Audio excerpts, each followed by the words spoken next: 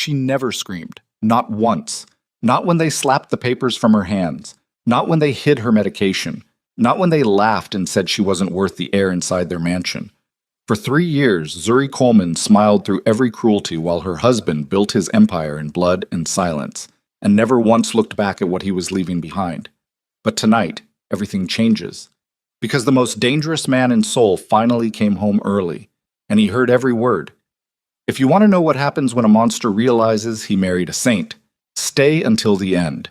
Drop your city in the comments. Let's see how far this story travels. The rain came down the way it always did in Seoul in late October. Not gently, not dramatically, just relentlessly. The kind of rain that soaked through everything and reminded you that the city didn't care about your problems. It was the kind of night that made even hardened men want to be somewhere else.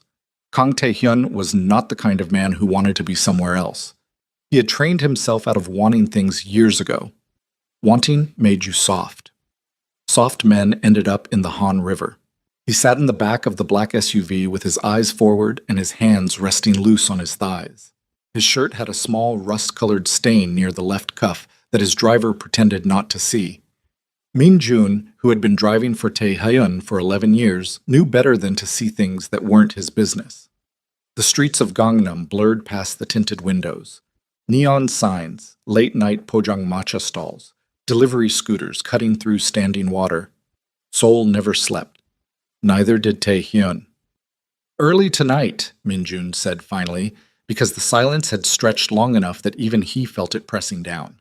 The Choi situation resolved faster than expected. Min Jun didn't ask what that meant. He never did. The Kong estate sat at the edge of a private road behind a wall of black iron that kept the neighborhood's curiosity at bay. Tae-hyun had grown up inside those walls. He'd watched his father beat men in the courtyard and call it discipline. He'd learned to keep his face still before he learned to read. The mansion was 32 rooms of cold marble and older money, and the particular silence of a family that had built itself on fear and called it legacy. He entered through the private corridor, a habit from childhood when he'd learned to move through the house without announcing himself. It ran along the back of the east wing and cut past the family dining room through a narrow service hall. The lights were low. The kitchen staff had finished for the evening. He was unbuttoning his collar when he heard it. A voice. His mother's. He stopped walking. "Look at her. She can barely stand up straight. 3 years and nothing to show for it. Not an air, not even the dignity of trying." He stayed perfectly still. "She's not even sick," his brother's wife said. "Soo-yeon." Her voice had a particular sharpness to it that Tae-hyun had always disliked, but never addressed because she was Jae-won's problem to manage. "She's lazy. Women like that perform weakness to get attention." Through the gap in the service door, 2 inches, maybe 3, he could see a slice of the dining room. Yellow lamplight, the long table. His mother standing near the head of it, her posture perfectly straight the way it always was. The way that communicated she had never once in her life believed she was in the wrong. And Zuri. She was standing near the far end of the table holding a small stack of papers in both hands. Medical papers from the look of them. She was wearing a gray cardigan that was slightly too large for her, and her hair was pulled back, and she was looking at his mother the way you look at something you have already accepted you cannot change. Her expression was not afraid. It was something worse than afraid. It was resigned. "I just need to see the doctor," Zuri said. Her voice was quiet, steady. She didn't raise it. "My appointments have been—" "Your appointments?" His mother's tone cut clean through the sentence. "You speak as if your schedule matters to this household." "Uni, the man at the gate already knows her doctor's name," Soo-yeon said, and there was laughter in it. Not warm laughter, the other kind. Tae-hyun's jaw tightened. "I'm not asking for anything extra," Zuri said. "I'm asking to see a doctor. I've been dizzy for—" "Dizzy." His mother said the word the way you'd say something you found on the bottom of a shoe. "You are dizzy because you don't eat properly, and you don't eat properly because you spend your time moping around this house like a stray that was let in by mistake." Zuri's hands tightened on the papers. He could see it from where he was standing. "She should be grateful," Soo-yeon added. "Most women in her position would be." "Women like you," his mother said, and her voice dropped into something lower, something colder, something that Tae-hyun recognized because he had heard it aimed at men who later disappeared. Should be grateful we even let you live in this house. A beat of silence. Then the papers hit the floor. Not because Zuri dropped them, because his mother's hand swept them out of hers. Zuri didn't move to pick them up. She stood there and breathed. And the worst part, the part that would stay with Tae-hyun for the rest of that night and every night that followed, was that she didn't look surprised. She looked like she had been expecting exactly this, like she had measured the distance between what she hoped for and what she received a long time ago and made her peace with the gap. She bent down and collected the papers from the floor herself, slowly, without a word. And then she walked out. Tae-hyun stayed in the dark service corridor for a long moment after the dining room emptied. He could hear his mother's heels on the marble, his brother's murmur, Soo-yeon's brief laugh, then quiet. The rain hit the windows. He hadn't moved. He looked down at his hands. 11 years of building the Kang organization into the most feared criminal network in Seoul, 43 rival lieutenants removed from the board, 4 full syndicate wars handled with efficiency and minimal collateral. He had never once in all of that time felt what he was feeling standing in this hallway. He didn't have a clean word for it. It sat in his chest like something swallowed wrong. He went to his office and poured 2 fingers of whiskey and didn't drink it. He stood at the window and looked out at the rain and tried to remember the last time he had spoken more than a handful of sentences to Zuri. Not pleasantries at the door, actually spoken to her. He couldn't remember. He called Park Sung-il at 11:17. Sung-il was his most trusted lieutenant and the only man Tae-hyun had ever allowed to tell him when he was making a mistake. He picked up on the second ring the way he always did, already alert, already moving. "I need surveillance installed inside the estate," Tae-hyun said. "Everything. Kitchen, dining room, corridors, the east wing sitting room. Discreet. I want it running before I leave tomorrow morning." A pause.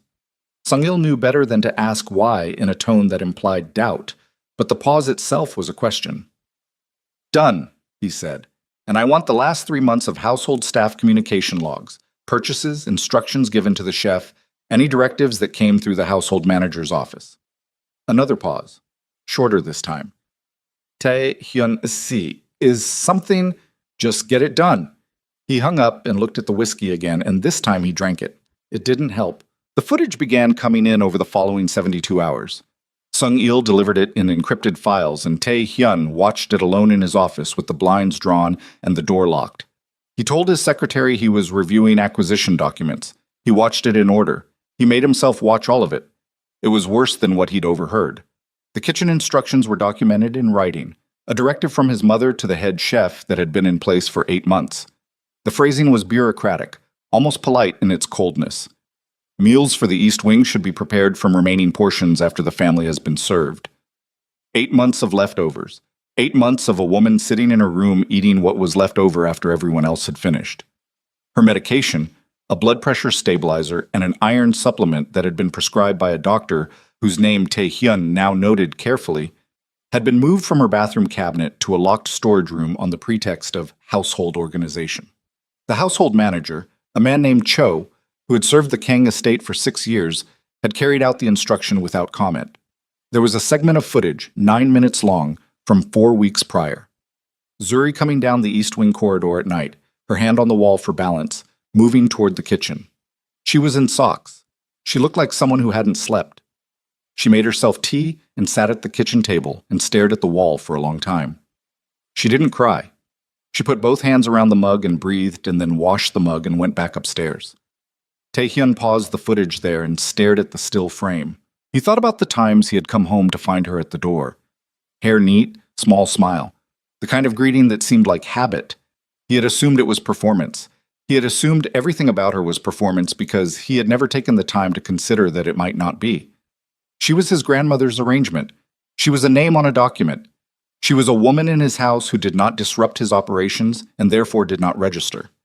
He had built his entire empire on the principle of seeing what others missed. He had missed her completely. Sung-il sent a secondary file 2 days later. Personal records he had pulled together quietly, not from surveillance, but from the kinds of sources a man like Sung-il knew how to access. Bank transfers, visitor logs, purchase histories. Zuri had a standing monthly transfer to the groundskeeper at Jungbu Municipal Cemetery. A small amount. Regular.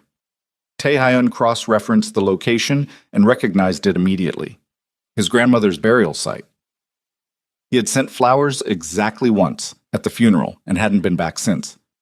She went every month. She brought fresh chrysanthemums because Sung-il had noted this with unusual care in his report, which meant it had surprised even him. The florist at the nearby market had told him the foreign woman always asked specifically for chrysanthemums because she'd once seen an old photograph in the mansion of the grandmother holding them. Tae-hyun read that line twice. There was more. A charitable registration, a small anonymous donation account, recurring, directed to a Seoul Children's Hospital cardiac ward. The amount wasn't enormous, but it was consistent, month after month, for 3 years. He had Sung-il look into it. Sung-il came back within 24 hours. Her younger brother, Sung-il said, standing across from Tae-hyun's desk. He held the file but didn't open it. Died when she was 19, congenital heart defect. She's been donating to cardiac programs for children since before she came to Seoul. The room was quiet. Sung-il set the file on the desk and didn't say anything else, which was how Tae-hyun knew that even his most hard-edged lieutenant had found something in these documents that had shifted something in him. She ever told anyone? Tae-hyun asked. No records of it. The donation account is registered under a different name. She never claimed credit. Tae-hyun looked at the folder on his desk. He didn't open it. What do you want to do? Sung-il asked. Nothing yet. Tae-hyun si. I said not yet. He leaned back. His voice was controlled. Everything about him was controlled. I need more. He didn't need more. He already had enough. But he sat in his office and told himself he was being thorough when really he was doing what he never did.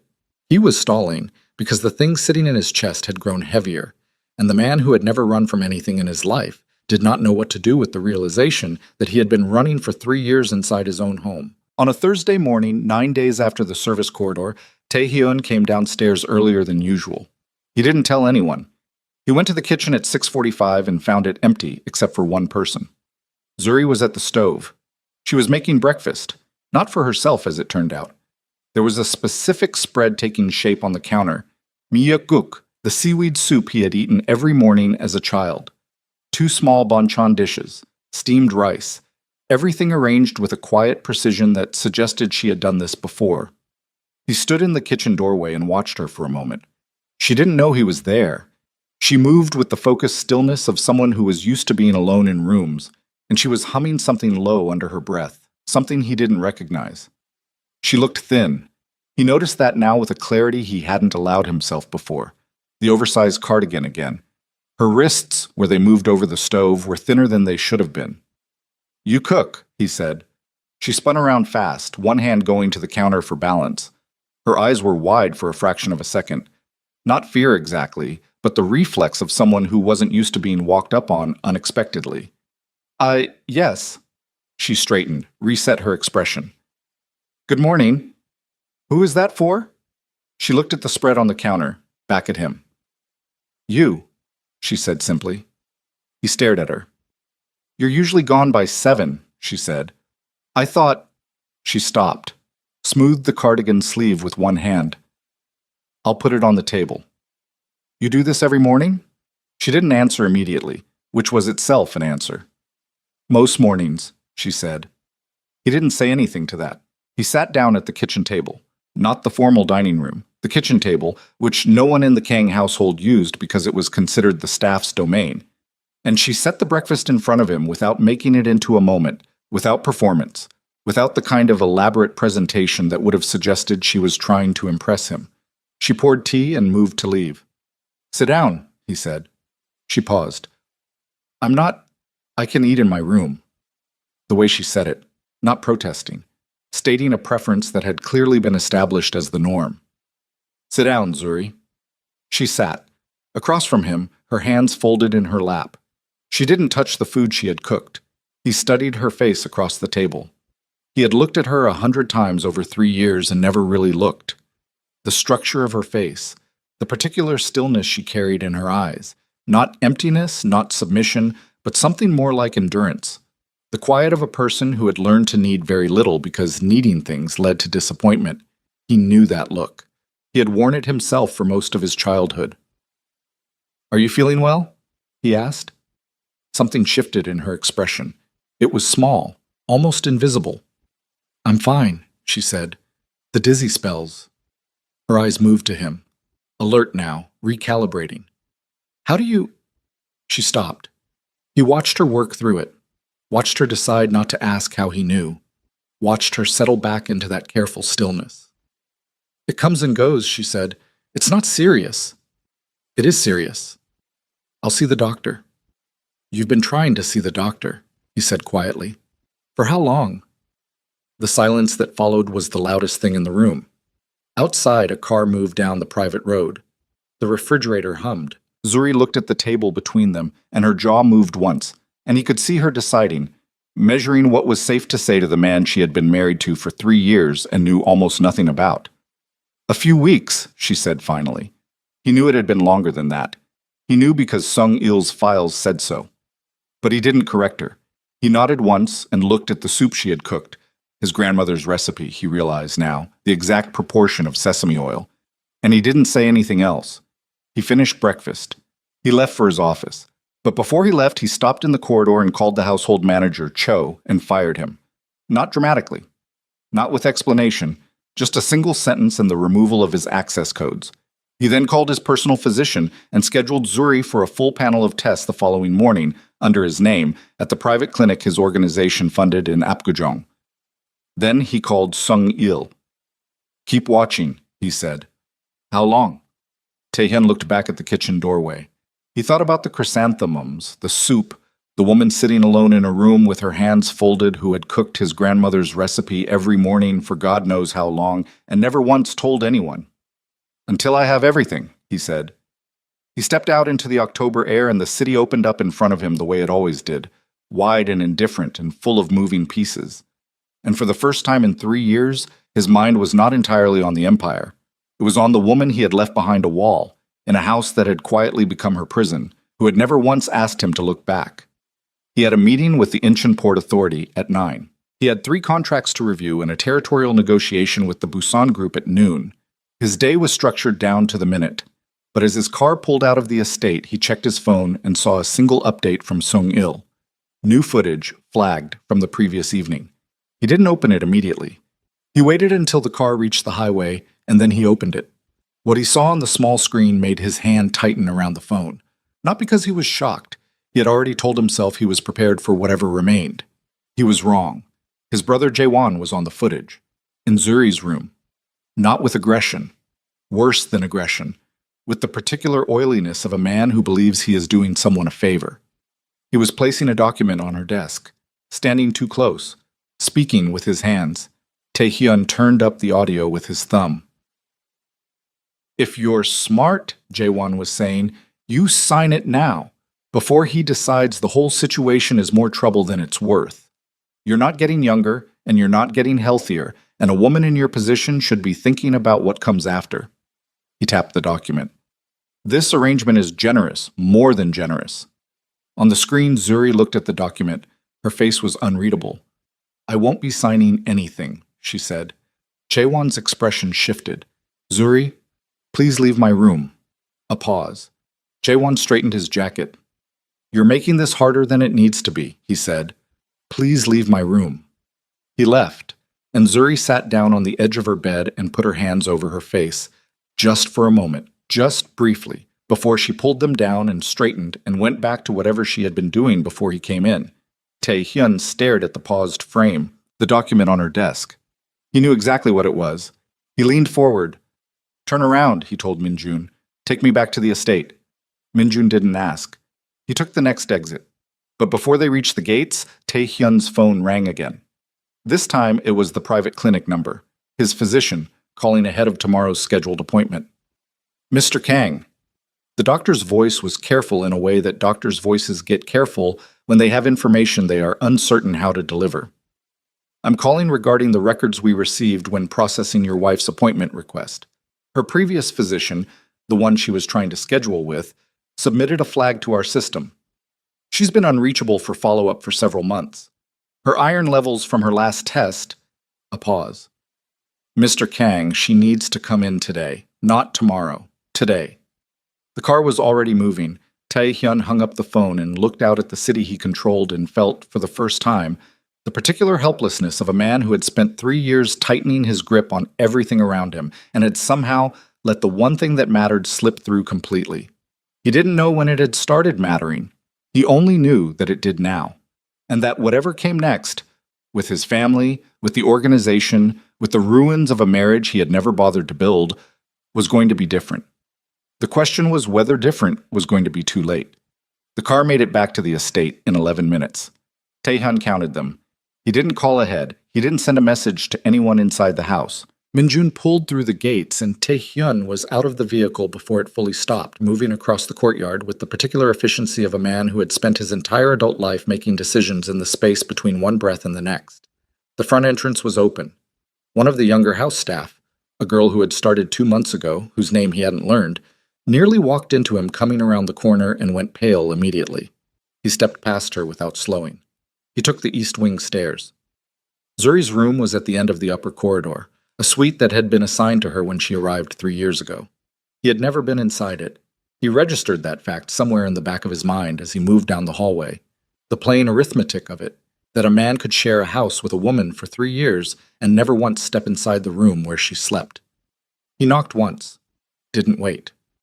She was sitting at her desk when he came in.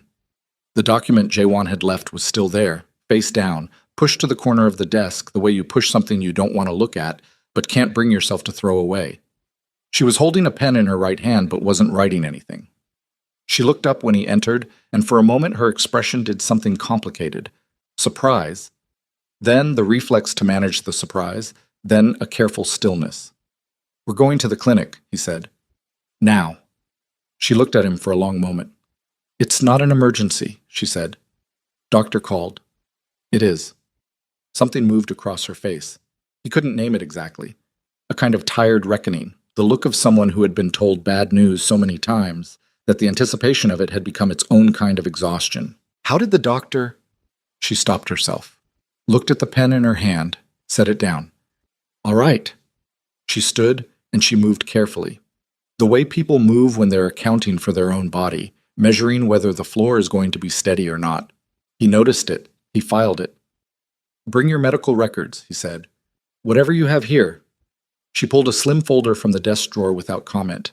She had it ready. She had probably had it ready for weeks, waiting for a moment that kept not arriving. They walked out of the room together, and she reached back to pull the door closed behind her, and her eyes moved to the document still sitting on the desk, just for a fraction of a second. Then she pulled the door shut. He didn't mention the document. Not yet. The private clinic in Apgujeong was the kind of place where money bought silence first and medical care second. The waiting room had no other patients in it when they arrived. A nurse he recognized from previous visits met them at the entrance, professional and quiet, and took Zuri's folder and led them through. Tae-hyun sat in the consultation room while the doctor, a compact, precise man named Hwang, who had served the Kong organization's medical needs for 8 years, reviewed the records.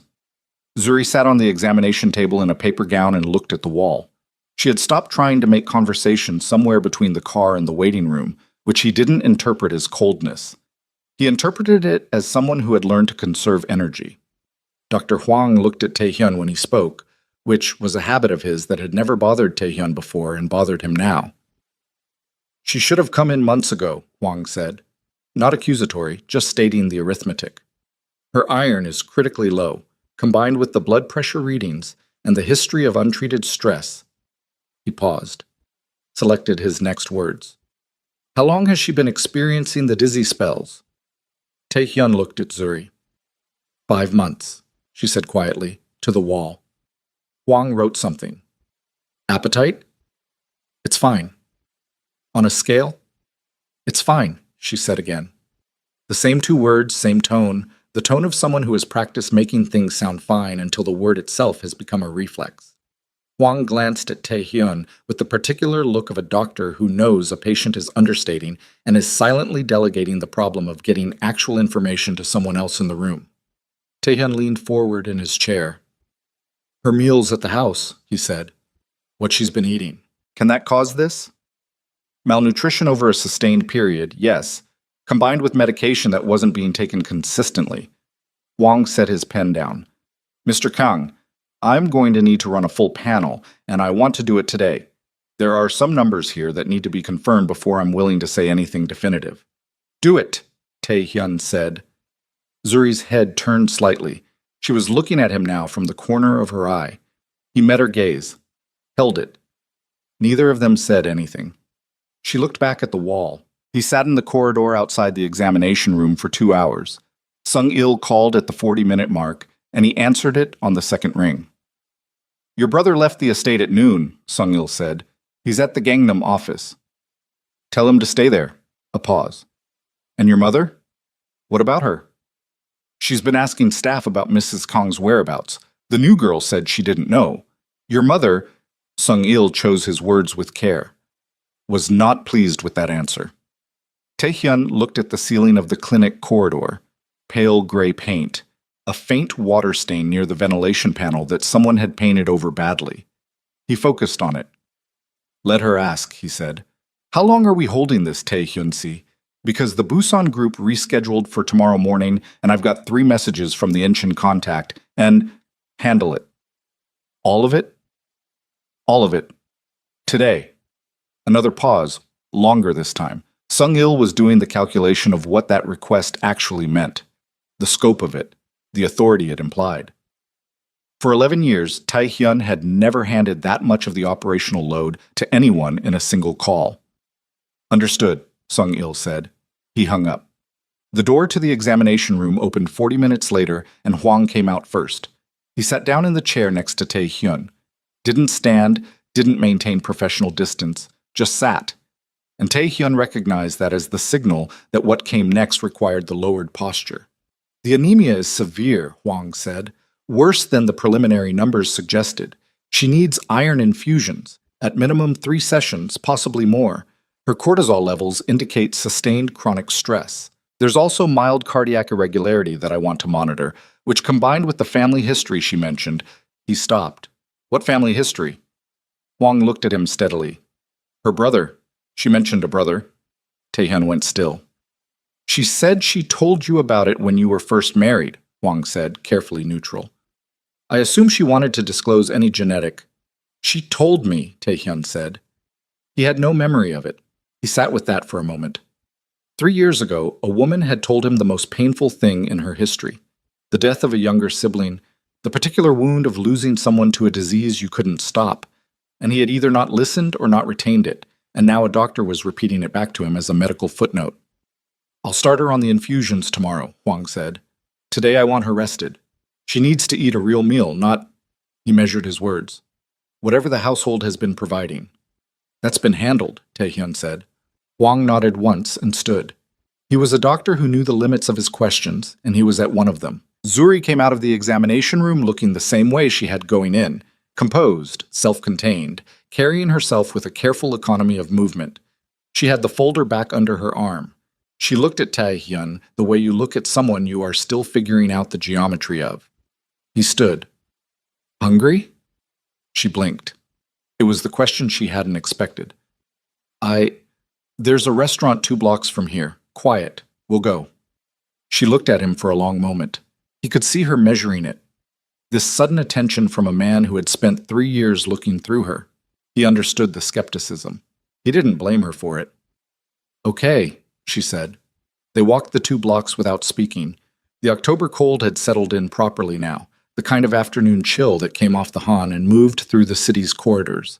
Zuri had a coat, but it wasn't heavy enough for the weather, and he noticed her pull it tighter around herself without complaint. The restaurant was small and run by a couple who knew better than to seat other customers near him. They were placed at a corner table in the back. The menu came. Tae-hyun ordered for both of them without asking, which was habit, and then caught himself and looked up. Is that all right? He asked. She looked mildly surprised. Yes, that's fine. The food came and she ate with the focus of someone who was genuinely hungry but had learned to eat slowly enough that it wasn't obvious. He watched that. He registered it. Hae-won came to your room, he said. She looked up from her food. With a document, he said. She set her chopsticks down. Her hands went to her lap. How long have you known about it? She asked. Her voice was quiet. Not afraid. Not angry. just direct. In the way people get direct when they're too tired for anything else. Long enough. How long is long enough? He met her eyes. I know what it was, he said.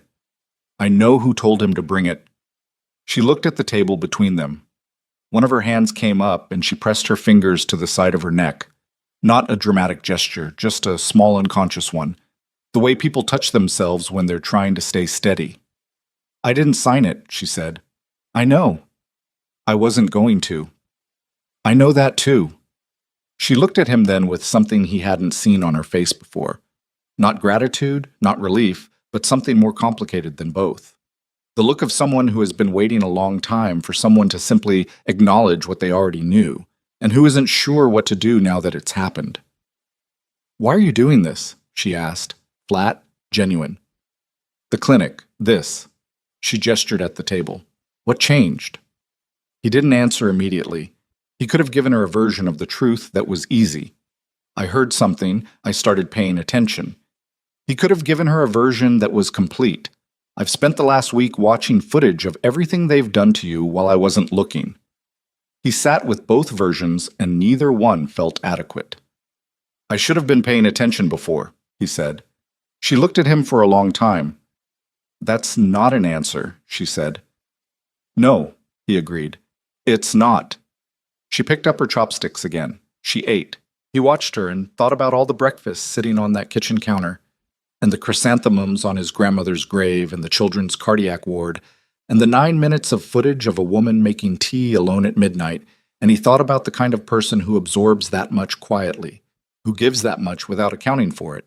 And he tried to remember what he had been doing while all of that was happening, and the answer was the same every time. He had been building an empire out of fear and calling it strength. They returned to the estate in the late afternoon. He walked in first, which meant he was the one who encountered his mother in the entry hall. She was standing with her coat on, as though she had been waiting. Her expression was arranged into something that managed to communicate displeasure and dignity simultaneously, which was a skill she had refined over a lifetime. You took her to the clinic, she said. Behind him, he heard Zuri stop moving. I did, Taehyun said. The household manager. Cho is no longer employed here. His mother's expression shifted. On whose authority? Mine. The word was simple. It landed in the entry hall and sat there. His mother looked past him at Zuri. Something moved across her face. Not guilt, because guilt required a prior belief that something was wrong, and she had never held that belief. But a recalculation, a reading of the room. She looked back at Taehyun. I would like to speak with you privately, she said. Later. Taehyun. Later. He stepped aside. Zuri. He nodded toward the stairs. Zuri moved past them both.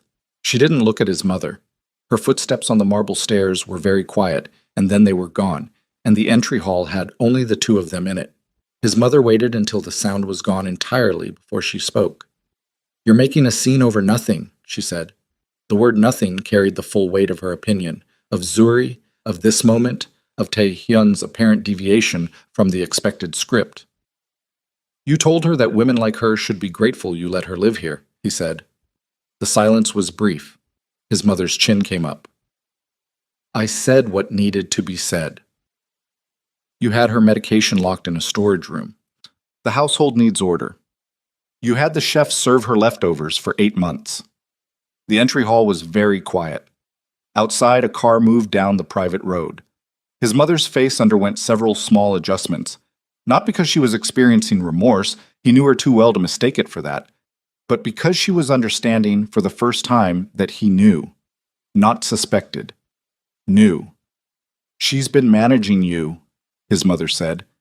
Everything she does, the breakfast, the quiet, the performance of the dutiful wife, it's calculated, Taehyun. Women like that, you're going to want to stop talking, he said. His mother stopped.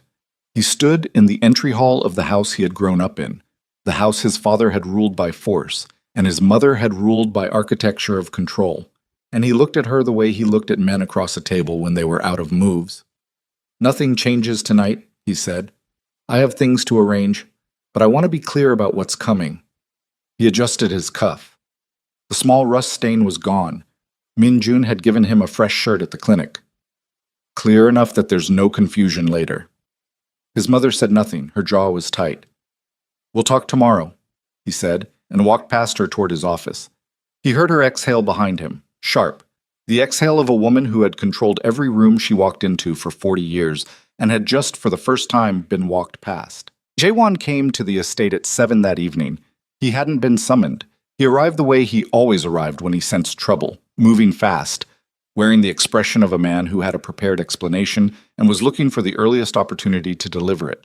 He found Taehyun in the office. "The clinic," Jaewon started. "Sit down. I just wanted to explain. Chasul." "Sit down, Jaewon." Jaewon sat. He was younger than Taehyun by 4 years, and in those 4 years there lived an entire lifetime of watching his brother operate from a position he could never reach, which had curdled into something that expressed itself in small cruelties toward people below him in the hierarchy. People like Zuri, who couldn't push back. "The document you brought to her room," Taehyun said. "Who told you to do that?"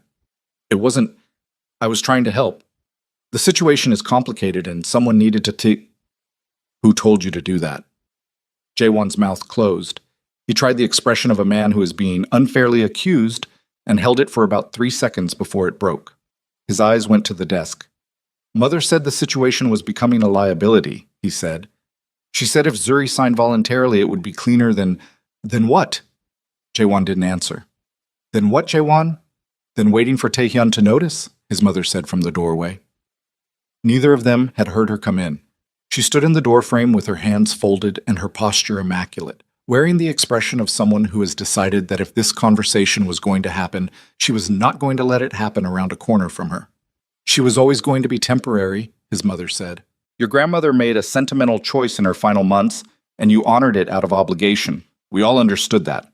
The arrangement was never intended to be permanent, and the longer it continued, the more damage it did to the family's standing."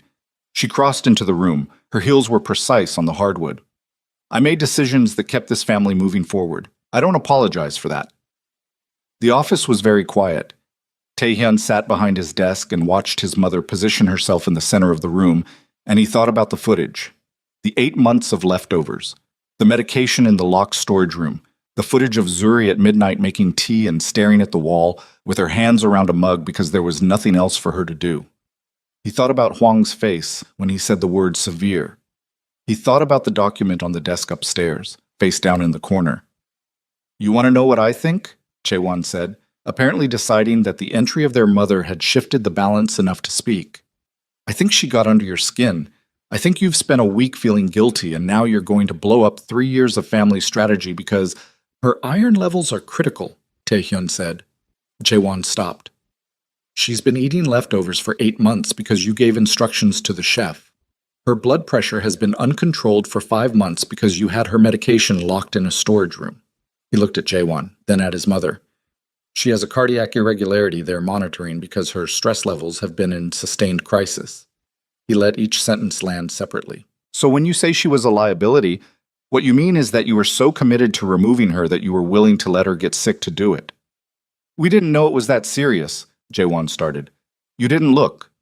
The room held the silence. His mother's posture had not changed, but something around her eyes had tightened. "This conversation is becoming dramatic," she said. "Sit down," Taehyun said. "Taehyun, both of you, sit down." They sat.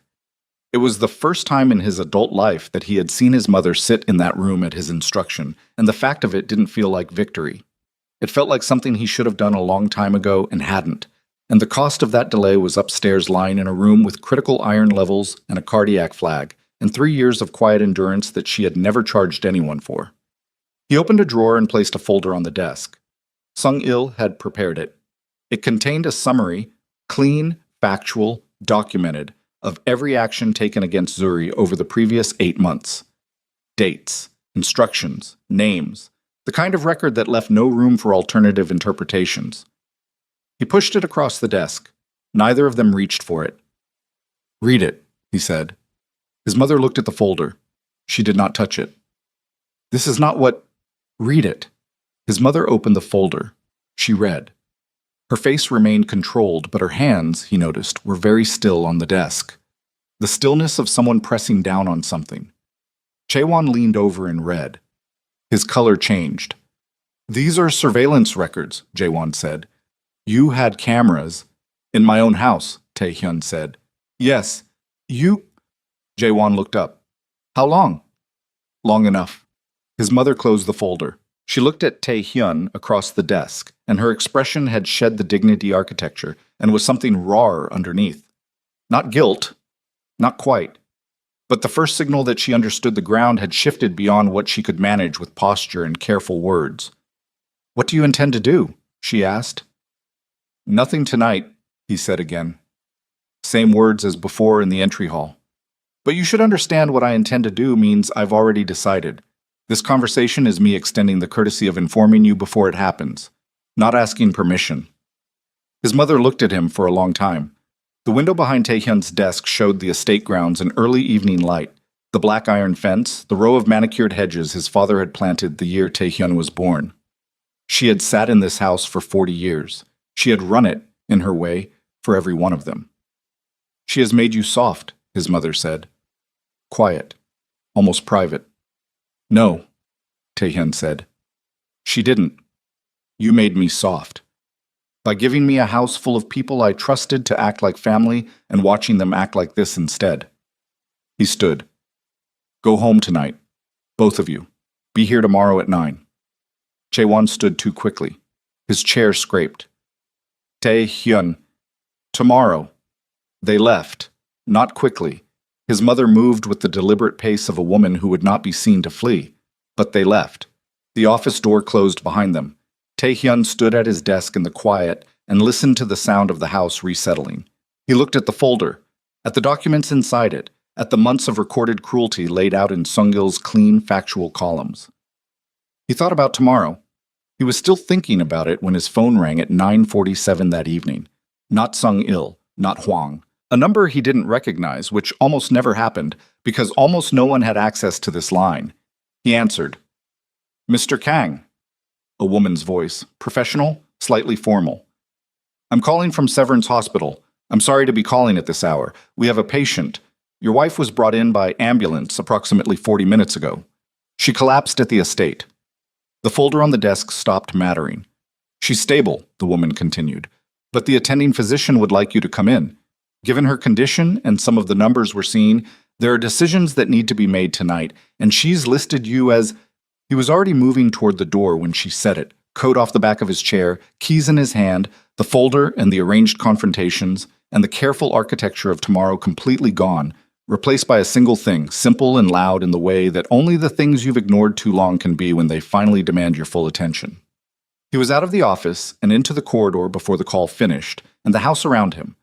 32 rooms of cold marble and old money and everything he had built and inherited and called his own, had never once felt as empty as it did in the 30 seconds it took him to reach the front door.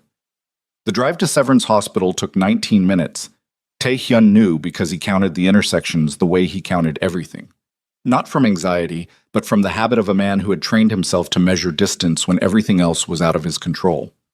Minjun drove without being told to hurry, which meant he understood the tone of what he was seeing in the rear-view mirror and had made his own calculation. The hospital entrance came up fast, and Tae-hyun was out of the car before the wheels fully stopped for the second time that day, which was not a thing that happened in his life. He moved through the automatic doors, and the lobby swallowed him. The particular fluorescent neutrality of a hospital at night, the smell of antiseptic and recycled air, the sound of rubber soles on linoleum, and somewhere distant, a monitor cycling through its tones. The woman at the front desk saw him coming and picked up her phone before he reached her. A doctor met him at the elevator. Young, efficient, the kind of resident who had learned to read incoming family members the same way Tae-hyun read men across a negotiating table, fast and for signs of volatility. Mr. Kang, I'm Dr. Lim. Your wife is stable. She's conscious now. What happened? She collapsed in the upper corridor of your home. The house staff called emergency services. When she arrived, her blood pressure was extremely low. We're talking dangerously low, combined with the anemia and what appears to be acute stress response. Her body essentially hit a threshold. Dr. Lim moved toward the elevator and Tae-hyun followed. She's been asking about you. Tae-hyun looked at him. Since she regained consciousness, Dr. Lim said. Neutral, not commentary, just information. She asked if you'd been called. The elevator opened.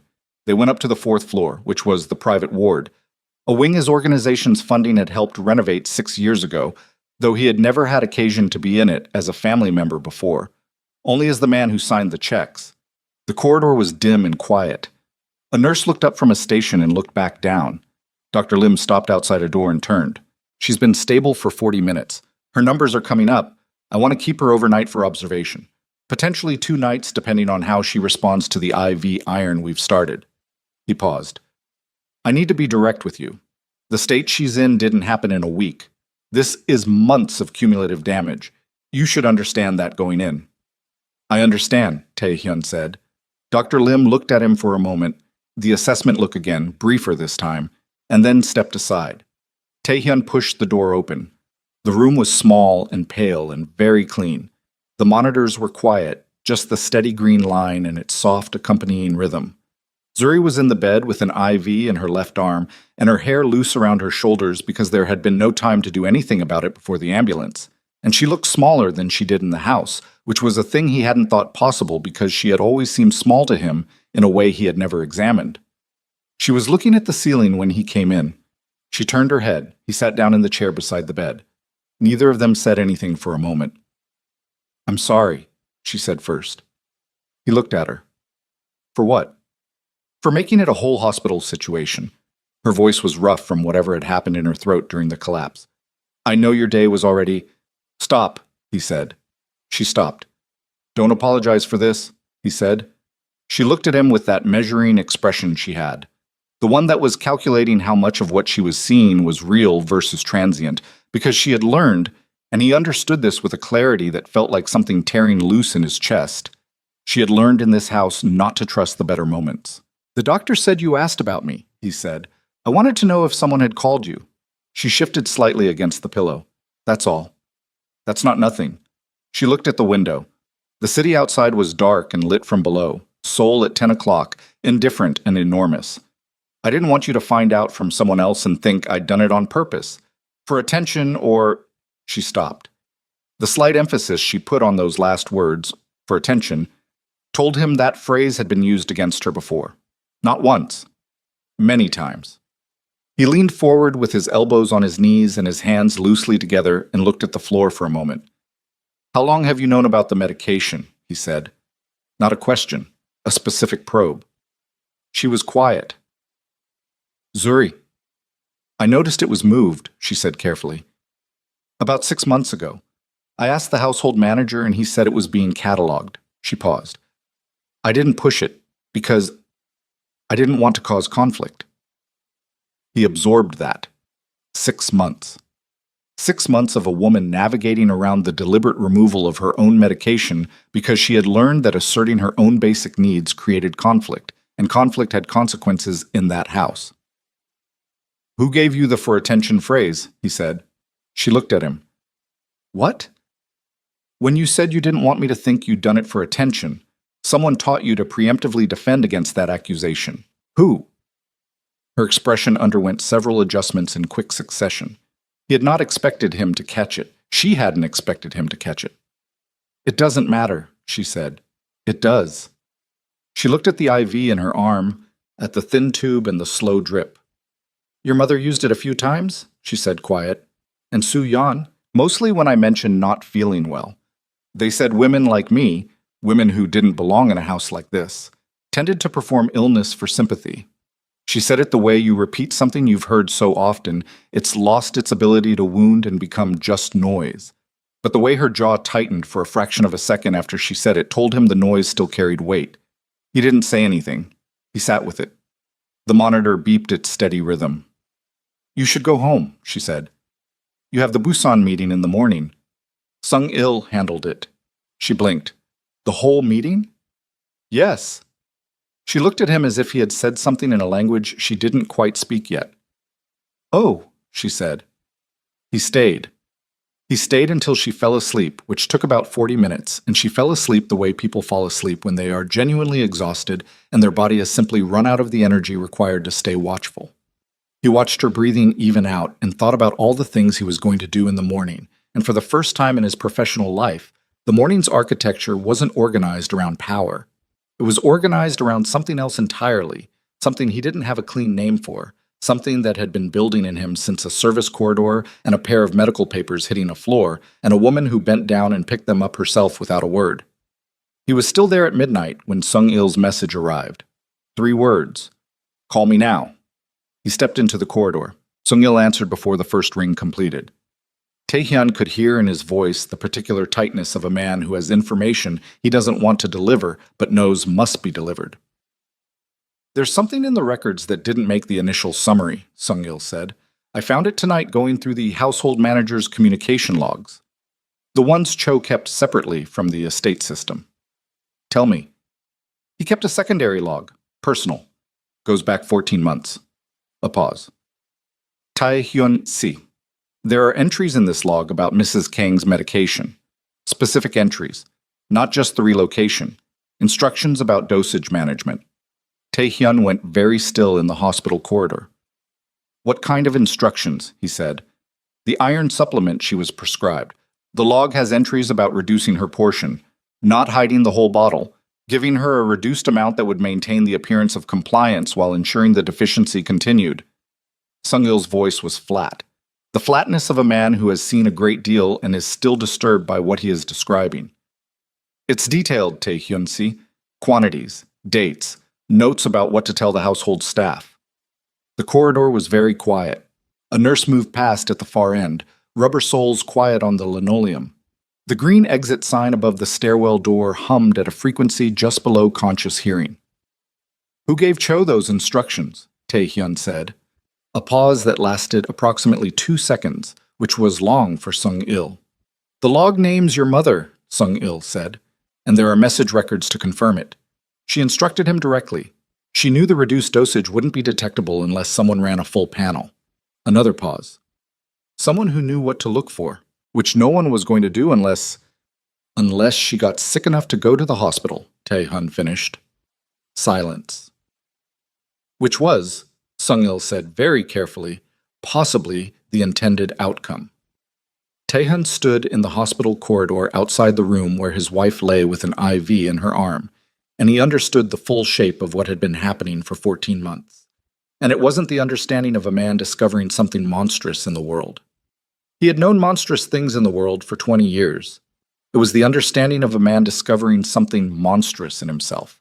Specifically, in the space his inattention had created, in the vacuum his absence had left, in the gap between who he had believed his family to be and what they had been doing in the time he wasn't watching. He had not watched. He had built an empire out of the principle of seeing what others missed, and he had missed this entirely. Where is the log now? He said. Secured. I have the originals and 3 copies in separate locations. Cho. I have him in a secure location. He came voluntarily. He's... Sung-il paused. He's not a hard man, Tae-hyun-si. He's a man who was told by the head of the household to follow instructions and didn't understand the full implication until it was too late and then was too afraid to say anything. A beat. He'll give a full statement. Get it. Already in progress. And my mother. The pause this time was different. It was the pause of a man who knows the next words will cross a line that doesn't uncross. What do you want to do? Sung-il said. Tae-hyun looked at the door to Zuri's room. Through the small rectangular window he could see the edge of the bed, the IV stand, the green glow of the monitor. Nothing tonight, he said. Same words, 3rd time now. But this time they meant something different. This time they were not the words of a man exercising patience. They were the words of a man constructing something very carefully, with the specific patience of someone who intends for it to be permanent. Tomorrow, he said. Understood. He hung up and stood in the corridor for a long moment. He pressed the back of his hand against his mouth and breathed through his nose. The exit sign hummed. Somewhere on another floor, a monitor beeped its cycle. Then he went back into the room and sat down in the chair next to Zuri's bed and did not sleep. At 2:40 in the morning, the door opened. He heard it before he saw it, the handle depressing too carefully. The particular quality of someone who is trying not to make sound, which is itself a kind of sound. He turned in his chair. Soo-yeon stood in the doorway, his brother's wife. She was wearing a coat over what looked like she'd come from somewhere that wasn't home. Her hair was done, her jewelry was on, which meant she had been out when she was told, or had been called, or had come on her own initiative. Her eyes went to Tae Hyun in the chair and she stopped. I didn't know you were here, she said. Now you do. She looked at Zuri, the sleeping woman in the bed, the IV, the monitors. Soo-yeon's expression did not produce guilt, but it produced its nearest available substitute, a kind of careful readjustment that suggested she was recalculating what this scene meant for her. Jaewon wanted to check on... Jaewon isn't here, Tae-hyun said. You are. At 2:40 in the morning. She looked at him. I came to see if she needed anything. He looked at her without expression. The thing about operating at the level Tae-hyun operated at was that you developed an acute sensitivity to the specific texture of a lie. Not because people were obvious, but because you had seen enough of them to recognize the particular quality of a sentence constructed to sound like something it wasn't. This sentence had that quality. Did my mother call you? He said. Something moved in Soo-yeon's face, brief, controlled. We spoke earlier, she said. Before or after the hospital called me. Pause. Soo-yeon. After, she said. The adjustment of someone recalibrating to minimum disclosure. She called me after to let me know. Jaewon was, did she ask you to come here tonight? The pause this time was longer than all the others combined. Soo-yeon looked at the floor between them. She was doing the same calculation he had watched men do across tables for 20 years, which was the calculation of someone who has just realized that the person in front of them already knows the answer, and the only question remaining is how much of the truth to volunteer. She thought, Soo-yeon said slowly, that if someone was here to speak with the attending physician before you arrived, about Zuri's state of mind, about the history of her health issues being self-inflicted, Tae-hyun said. The word sat in the room. That's the word she used, Soo-yeon said, quieter now. He looked at Zuri. At the IV in her arm, delivering the iron that her body had been systematically deprived of for over a year. At the monitors tracking the cardiac irregularity that sustained stress had contributed to. At the woman who had cooked his grandmother's recipe every morning and brought flowers to a grave she had no obligation to visit and donated anonymously to a children's cardiac ward, and had never once, not once, asked anyone for anything beyond permission to see a doctor. Self-inflicted. He stood up from the chair. Soo-yeon took a small step back. She hadn't meant to. It was a reflex. Leave, he said. Tae-hyun, right now. She left. He heard her footsteps going quickly down the corridor. He stood beside the bed and did not move for a long moment. His hands were at his sides and his breathing was very controlled because he had taught himself years ago that the moments when you felt the most were the moments that required the most discipline. And right now what he felt was something that didn't have a precise name in any language he spoke, but lived in the body as heat and weight, and the particular sick clarity of a man who has just seen the full map of something he should have seen a long time ago. He sat back down. He looked at Zuri's face. She hadn't woken. She was breathing steadily, and her hands were loose on the blanket, and she was, for the first time in what the surveillance record suggested was months, simply resting in a place where no one was going to come in and recalibrate things against her. He sat there until the window behind him went from black to gray. At 6:15 in the morning, Sung-il arrived with a legal portfolio and a man named Attorney Baek, who Tae-hyun had used for organizational matters for 7 years and who asked no questions that weren't strictly procedural. They stood in the corridor outside Zuri's room and spoke in low voices. Cho's statement is complete, Sung-il said. He handed Tae-hyun a tablet. The statement was 12 pages, specific, dated, detailed in a way that Cho, as a man who was afraid and trying to minimize his liability, had the incentive to make as comprehensive as possible. He's willing to sign a legal affidavit. Attorney Beck was already noting something in his portfolio. With Cho's statement and the household communication logs, combined with the medical records and Dr. Huang's documentation, there is a clear evidentiary basis for... I don't need the legal framing, Tae-hyun said. I need to know how fast it can move. Beck looked at him over his glasses. Depending on what you're authorizing, everything, the household finances, the business authority, the estate access. He looked at Sung-il. The positions in the organization that were granted as courtesy extensions to family. All of it. Sung-il didn't blink. Timeline. Today, Beck made a note. His pen moved without hesitation, which was why Tae-hyun had kept him for 7 years. There will be a response, Sung-il said. Not warning, just logistics. I know. Your mother will not— I know, Taehyun said again. Sung-il looked at him for a moment with the specific expression of a man who has followed another man through 11 years of difficult situations and has now seen a configuration he hasn't encountered before. Not the cold calculation of a Taehyun managing a syndicate problem. Something older than that. Something that required no strategy, because it was past the point where strategy was the point. All right, Sung-il said. Beck closed his portfolio. I'll need your signature on 3 documents before 9. Have them ready. They left. Taehyun turned back to the room. Through the window he could see that Zuri was awake now. Had been, possibly, for some of that. She was looking at the ceiling with the particular stillness of someone who is conscious and thinking and not yet ready to signal that they are conscious and thinking. He pushed the door open and went back to the chair. She turned her head. How long have you been awake? He said. A while. Her voice was clearer than last night. More sleep in it. She looked at him, at the suit he had been in since yesterday, the absence of the tie he'd removed somewhere around 3 in the morning, the fact of him being there at 6:15 in a chair that was not designed for sleeping in.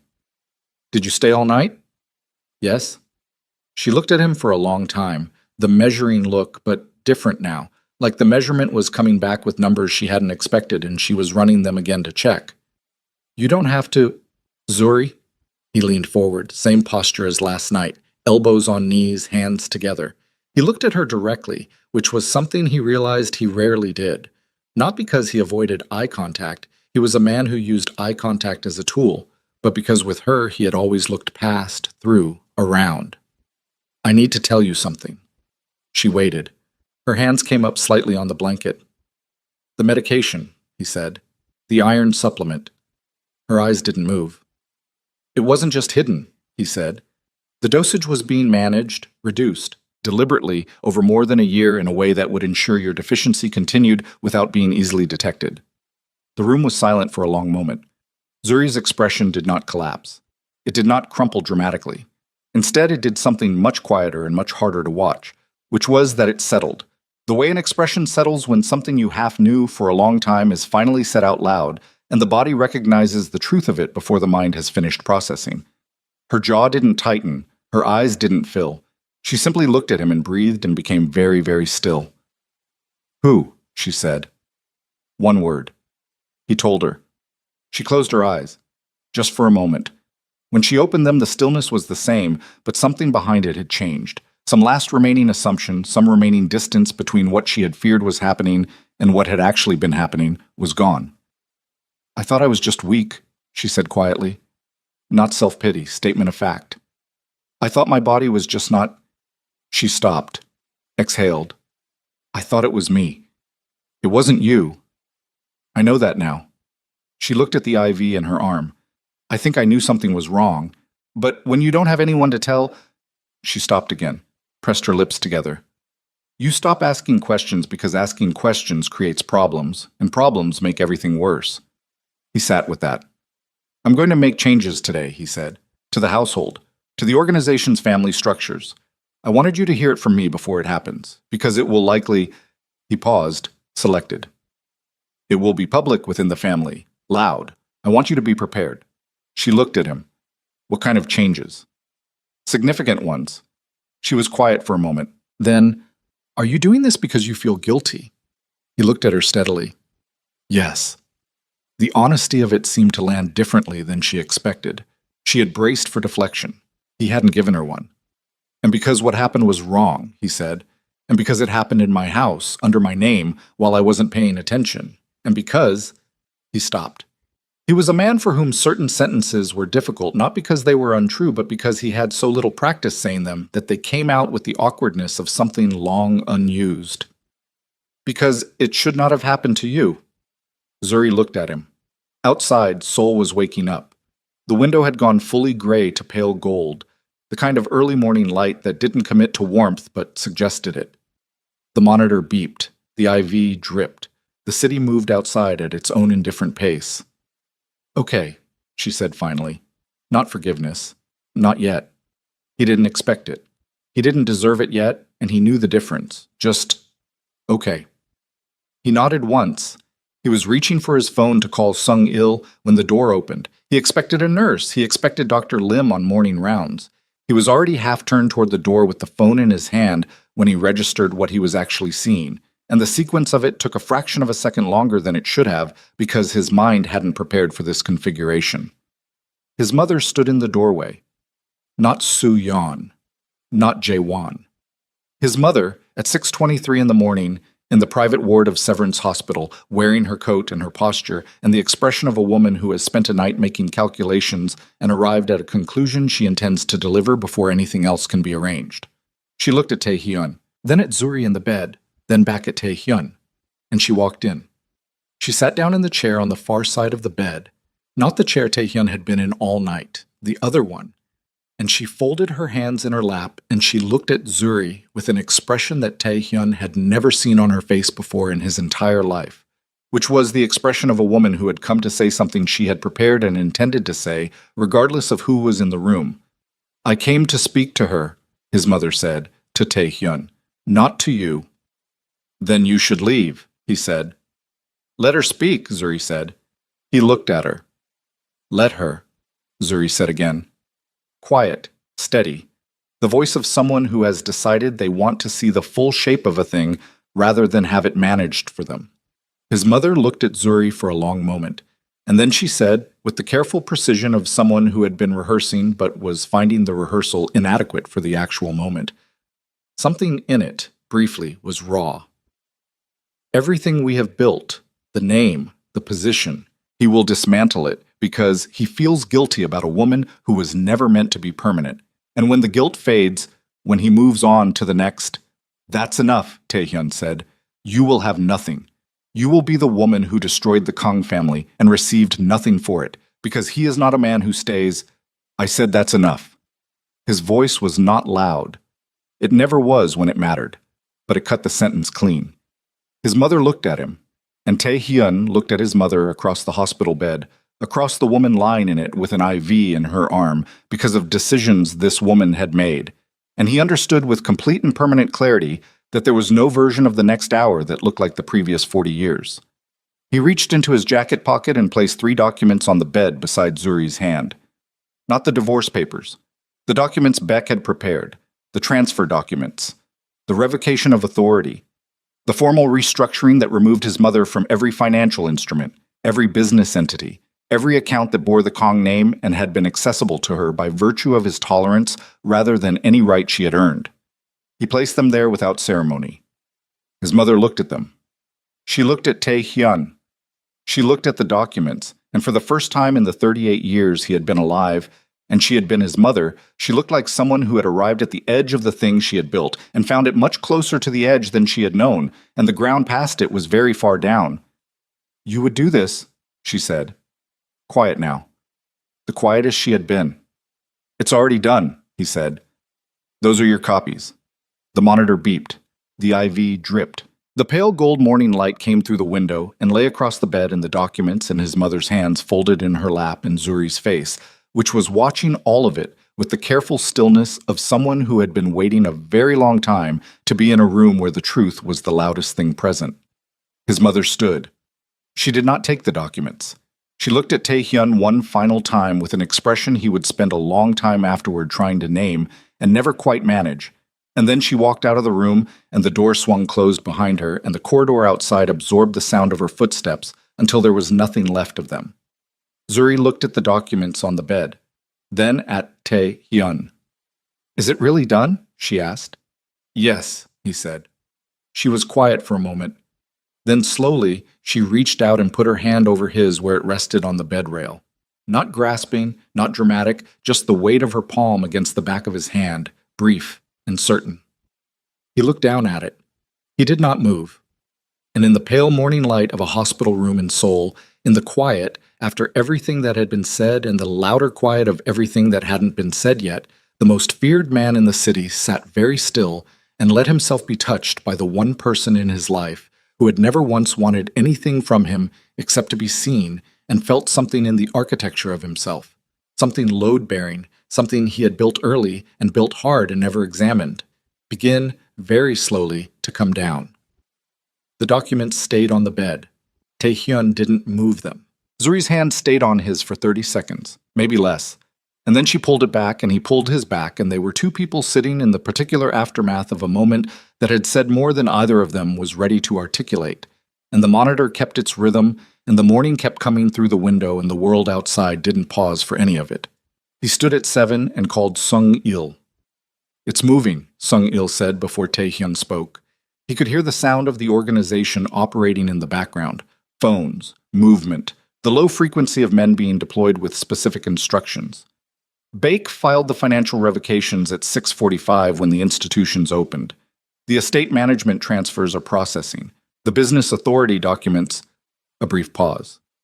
"Your brother called me at 6:58. "What did he say?"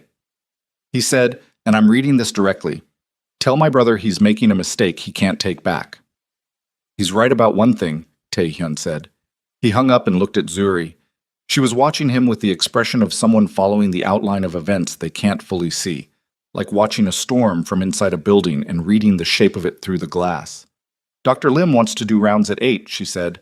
"You don't have to stay." "I'll stay until rounds." She didn't argue.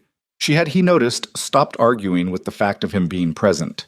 It was a small adjustment. It cost her something. He understood that, the cost of letting someone in after you'd spent a long time learning not to. And she made it without drama, which was its own kind of statement. He sat, and she closed her eyes, and they stayed like that until Dr. Lim came in at 8:03 with a resident and a tablet and the news that her numbers were stabilizing and the cardiac flag had decreased, but he wanted another night for observation. Taehyun said yes before Zuri could negotiate for less. Lim gave him a look that was not quite a smile but was adjacent to one and moved on to his next patient. Taehyun left the hospital at 8:30. The drive to the Kang organization's primary Gangnam office took 14 minutes, and Taehyun spent them with his phone against his ear, working through the morning's logistics with Sung-il in a tone and at a pace that made Min-jun's eyes check the rearview mirror twice. This was the version of Taehyun that Seoul's underworld had built its fear around. Not loud, never loud, but moving with a momentum that had the specific quality of something that had made its decision and was now purely in the business of execution. The office building was 12 floors of legitimate architecture above a sub-basement infrastructure that the city's tax authority had never seen. The lobby had marble and a reception desk, and the kind of security that didn't look like security. 3 men in the elevator, 2 more at the upper floor. All of them read Taehyun's face as he came through and made the organizational adjustment of straightening. The conference room on the 9th floor had 7 men in it when he walked in. Department heads, senior lieutenants, the men who ran the day-to-day operations of an empire that moved money through 12 legitimate businesses and maintained territorial authority over half of Seoul's gray economy. They had been called in at 7 and had been waiting for 90 minutes, which meant they were alert and slightly uneasy, which was precisely the condition Taehyun wanted them in. He stood at the head of the table and didn't sit. "This morning's restructuring affects 3 areas," he said. No preamble. These men didn't need it. "Family authority over organizational decisions is terminated effective today. That includes advisory roles, consultancy arrangements, and any informal influence that has been operating outside formal reporting structure." He looked at each face in sequence. "If you have been receiving instruction from any Kong family member other than me in the last 14 months, I need that documented and submitted to Sung-il by end of today. Non-disclosure is not an option I'm offering." The room was very quiet. One of the senior men, Oh Dae-soo, who ran the legitimate import arm and had been with the organization for 15 years, shifted in his seat. Not from guilt, from the particular discomfort of a man watching something large reorganize itself and calculating the impact on his position. "The Incheon territory arrangement," Oh started. "Is being reviewed," Taehyun said. "Jaewon negotiated that arrangement. If his authority is... Jaewon's authority in organizational matters is terminated. The Incheon arrangement stands pending review. Any agreement he made in an official capacity holds for now. Anything that was made informally or off-record gets examined." Taehyun looked at Oh directly. "If you need clarity on which category something falls into, ask Sung-il today." Oh nodded, twice. The nod of a man making peace with a new landscape. The meeting lasted 22 minutes. On his way out, Sung-il fell into step beside him in the corridor. Chaewon is at the estate, Sung-il said. He arrived at 8. He has 2 of the senior household staff with him, and he's been in the study. Whose study? Yours. Tae-hyun stopped walking. Sung-il stopped too. He waited. How did he get in? Tae-hyun said. He has a key, or had one. Sung-il paused one beat. The gate staff let him through because no one had issued a directive against it yet. That's been corrected. Tae-hyun turned back toward the elevator. Get the car. The estate gates were closed when the SUV pulled up, which meant Min-jun used the remote, which meant by the time they were through the gate and crossing the courtyard, the sound of the vehicle had already announced them. Tae-hyun was out before Min-jun fully stopped, which was twice in one day, which was not a thing that had happened before in the 11 years Min-jun had been driving for him. The front door was unlocked. He went in fast. Chaewon was in the study.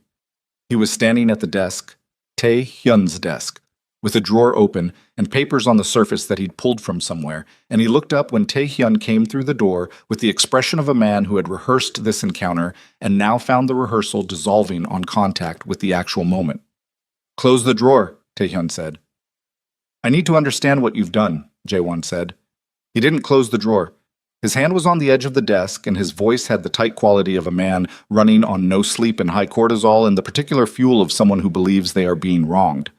The Incheon account, Big froze the discretionary access. Do you know what that does to the arrangement we have with close the drawer and step away from the desk? I am trying to talk to you. Chaewon's voice cracked slightly on the last word, not breaking, the crack of something under pressure. You can't just overnight, Tae-hyun. You can't restructure everything overnight because you feel bad about a woman. Step away from the desk. The 2 household staff who had come with Jaewon were visible in the doorway. They weren't security. They were administrative staff who had apparently been brought along for some purpose that now looked considerably less useful than it had probably seemed at 7 in the morning. Jaewon stepped away from the desk. He left the drawer open. He moved to the center of the room and stood there with his hands at his sides and looked at his brother with an expression that had cycled through anger and was now somewhere more exposed than anger, somewhere that in a different man Tae-hyun might have called desperate. She's been in this family for 3 years, Jaewon said. 3 years, and she was never going to be the one, Tae-hyun. You know that. Grandmother made a sentimental, you brought divorce papers to her room, Tae-hyun said, because someone had to.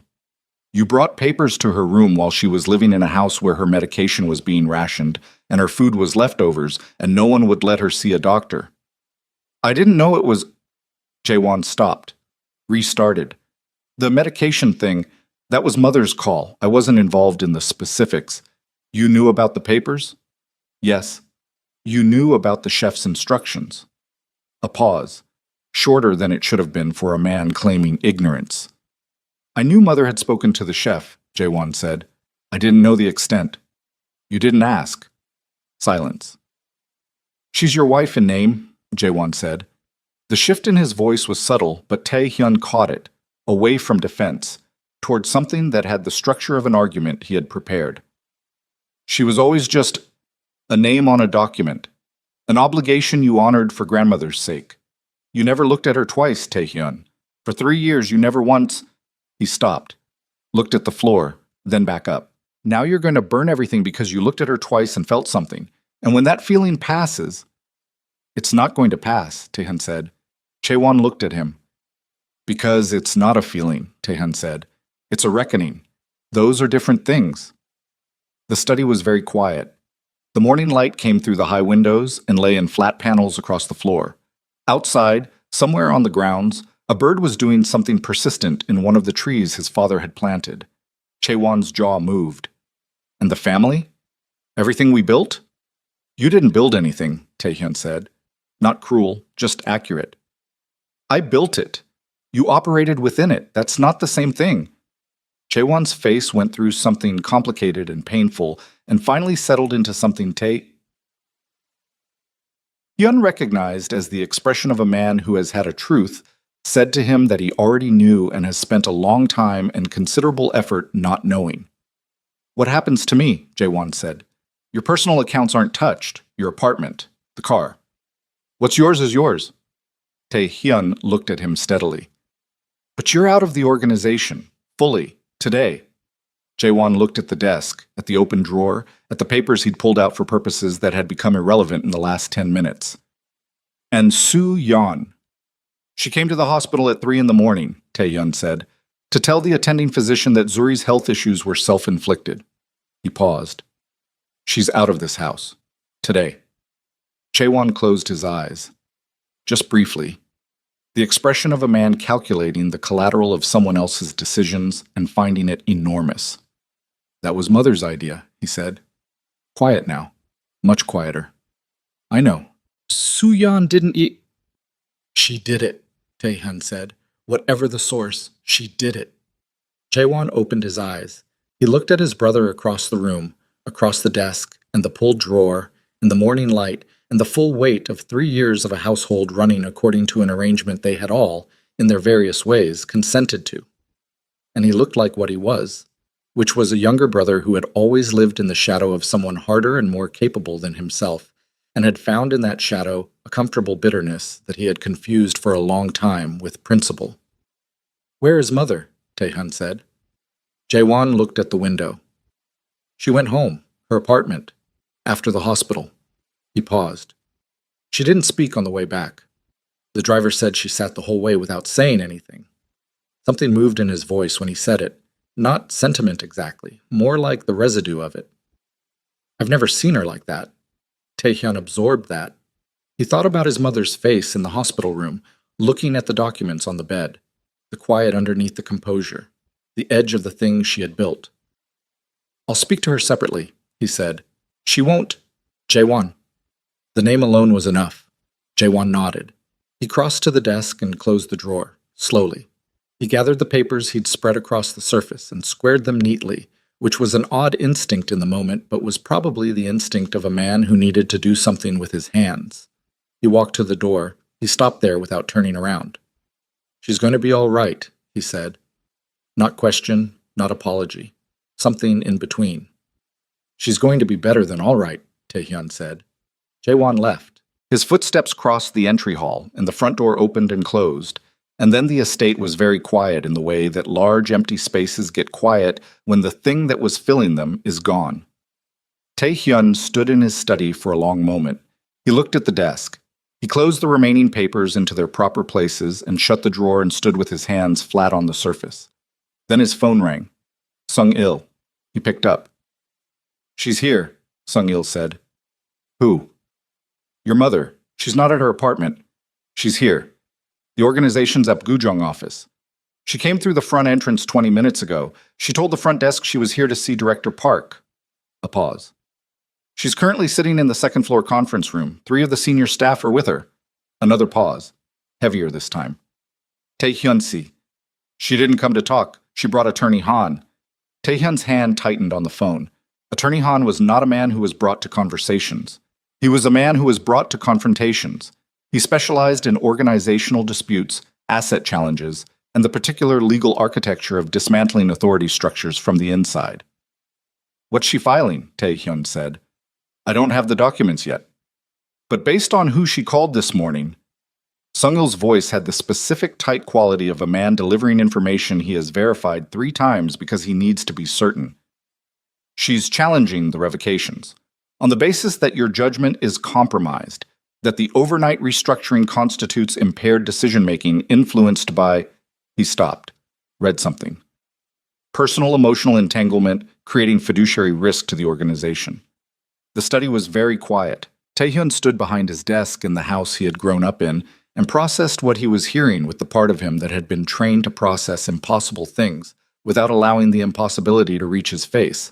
His mother was filing a legal challenge against his authority over his own organization, on the grounds that his wife had made him irrational. Which of the senior staff are with her? He said. Sung-il named 3 names. 2 of them Tae-hyun had anticipated. Men who had been closer to his mother's orbit than his, men who had benefited from arrangements she had brokered over the years. The 3rd name surprised him. It surprised him enough that his breath changed for a moment, which was not something his breath did.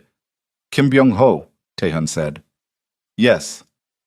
Kim Byung-ho had been with the organization for 19 years. He had been the man who first taught Tae-hyun how the port logistics worked, back when Taehyun was 22 and learning the geography of power from anyone willing to show him. He had attended Taehyun's wedding. He had brought chrysanthemums. "I'm coming in," Taehyun said. "I'll have the room ready." Not the conference room, the main floor. He picked up his jacket from the back of the chair. "If she wants to do this in front of the organization, we'll do it in front of the organization." A pause. Then, "Understood." He hung up and looked at the room around him one more time. The study. His father's desk, which he had claimed at 26 and never given back. The shelves of documents and the window overlooking the courtyard and the bird still doing its persistent thing in the tree outside. He put his jacket on. The Apgujeong office was 15 minutes away. He used all 15 of them on his phone, moving through calls with the efficiency of a man who is setting a board before walking into the room where the game is being played. Beck first, confirming the legal position, the documentation, the chain of authorization that made every revocation unimpeachable. Then 3 calls to men whose loyalty he was certain of, and whose presence in the building he wanted established before he walked in. Then 1 call to Dr. Lim, brief, to confirm Zuri's status was unchanged and to request that the hospital not release any information about her condition to anyone outside her immediate authorized list, which now had exactly 1 name on it. Min-jun pulled up to the office building and Tae-hyun was out before the car stopped, which was 3 times in one day, which was going to be something Min-jun told his grandchildren about. The lobby was occupied in a way it usually wasn't. The men at the security stations were present, but there was a different quality to the air. The specific electric stillness of a building that knows something is about to happen. People moved at their normal pace, but their eyes moved differently. This was what an organization in internal crisis felt like from the inside, and Tae-hyun had seen it before in other people's organizations, and had always found it to be a sign of inadequate leadership at the top. He took the stairs instead of the elevator. 4 floors. Fast. 2 of his men fell into step behind him on the 2nd floor landing without being told, which meant Sung-il had positioned them there, which meant Sung-il was very good at his job. The main floor conference hall was the largest interior space in the building, a room used for full organizational briefings, the kind that happened twice a year and involved every department head and senior figure in the Kang structure. It seated 60. When Taehyun pushed the doors open, he counted 43 people already in the room. His mother was at the far end. She was standing, not sitting, standing, with the posture of a woman who had made a decision and intended to be seen having made it. Attorney Han was beside her with a leather portfolio. Kim Byung-ho was to her left, and the sight of him there hit Tae-hyun the way the 3rd name on Sung-il's list had hit him on the phone, with the specific impact of a thing that can't be unknown once it's known. The room went fully quiet when Tae-hyun walked in. He walked the length of it without hurrying. His footsteps were even on the floor.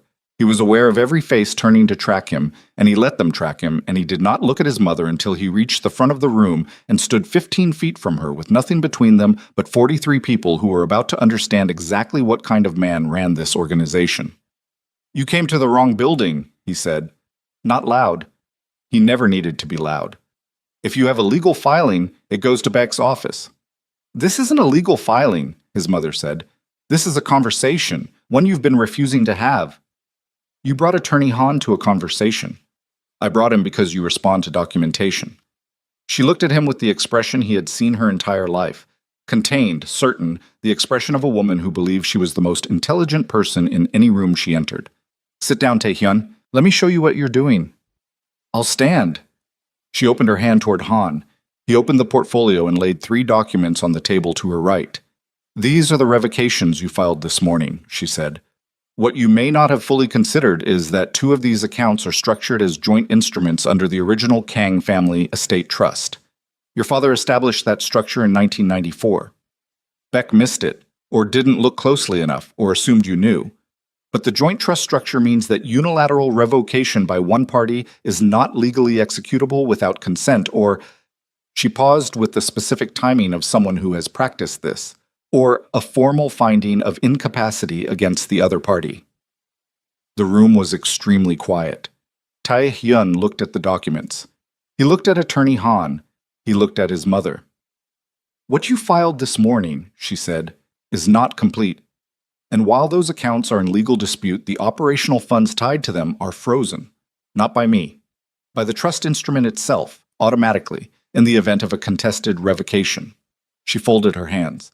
Which means as of approximately 40 minutes ago, your Incheon operation and the Southern Logistics chain are running without access to their primary operating accounts. From somewhere in the room, a sound. Someone's chair, someone shifting. The sound of an organization absorbing a piece of information and recalibrating. Taehyun looked at his mother across the room. She looked back at him.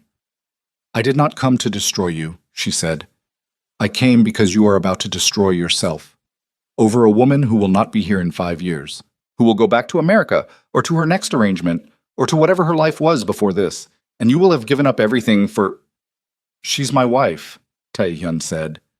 She is a document, his mother said, and her voice, for the first time in his life, broke across the last word. Not dramatically, just the small fracture of a woman who has said the thing she came to say and felt the inadequacy of it as it left her.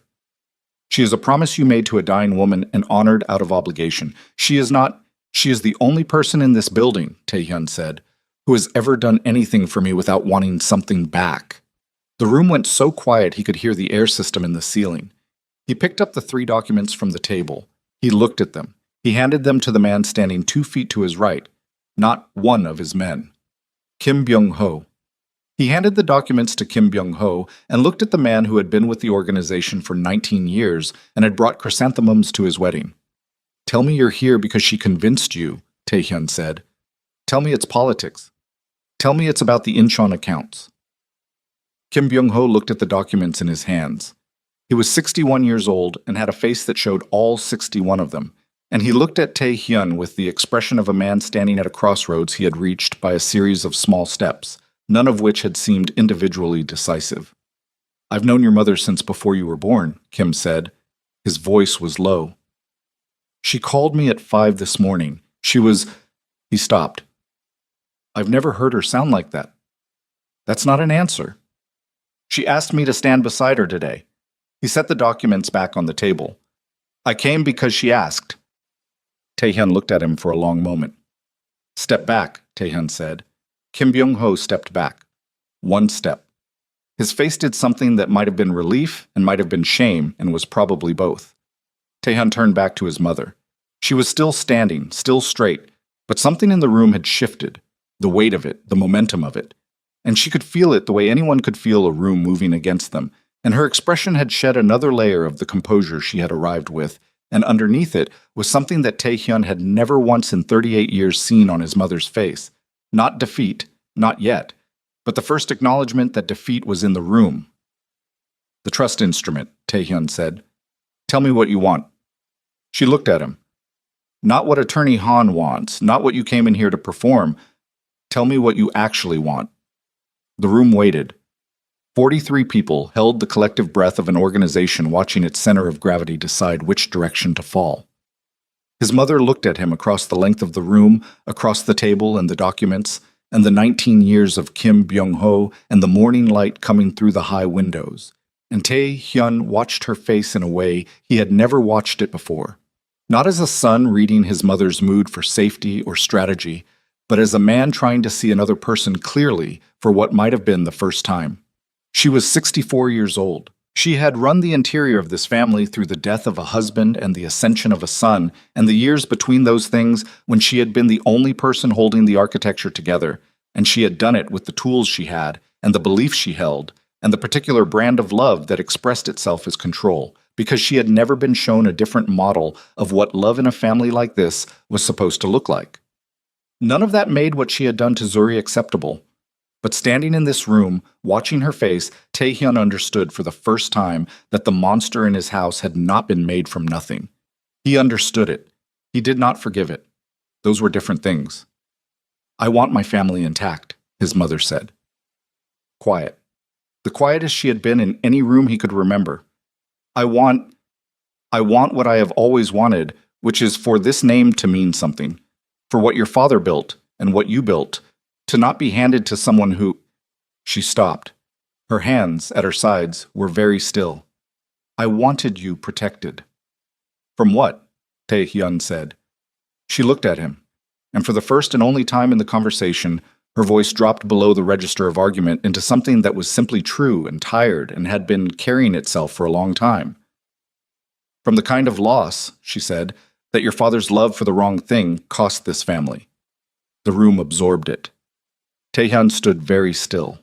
He thought about his father, about the things his father had loved, and the cost of those things, and the years after, and he thought about whether his mother had spent 3 decades inside that history and built everything she had built in response to it, and whether the woman across the room from him was less a villain and more a person who had been catastrophically wrong in a way that had grown from something real. He thought about Zuri in a hospital bed. He thought about iron supplements rationed over 14 months. He thought about the word severe. Real grief did not excuse constructed cruelty. That was the line. That was always the line. He reached into his jacket pocket. He took out his phone. He opened a file and turned the screen and held it up so his mother could see it, so the room could see it. The footage was from the surveillance. Not the most dramatic clip, not the most damning moment.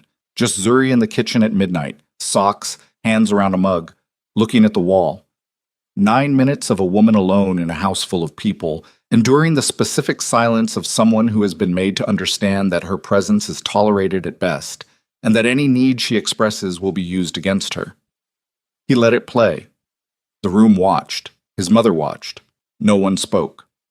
When it ended, Taehyun lowered the phone. "The trust instrument," he said. "Resolve it by end of business today.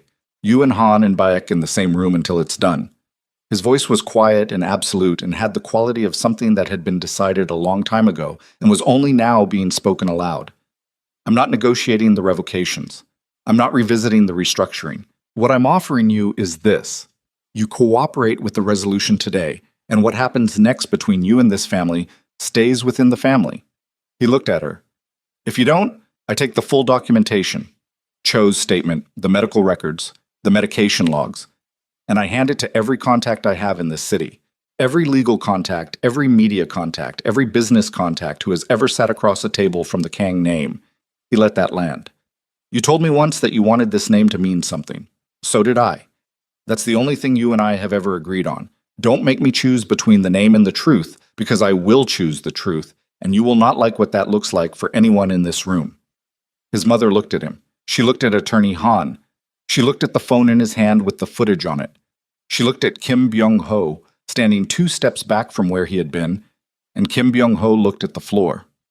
Then she looked at her son one final time across the room, across everything, and he watched her face do the last thing he expected it to do in this moment, which was simply to age.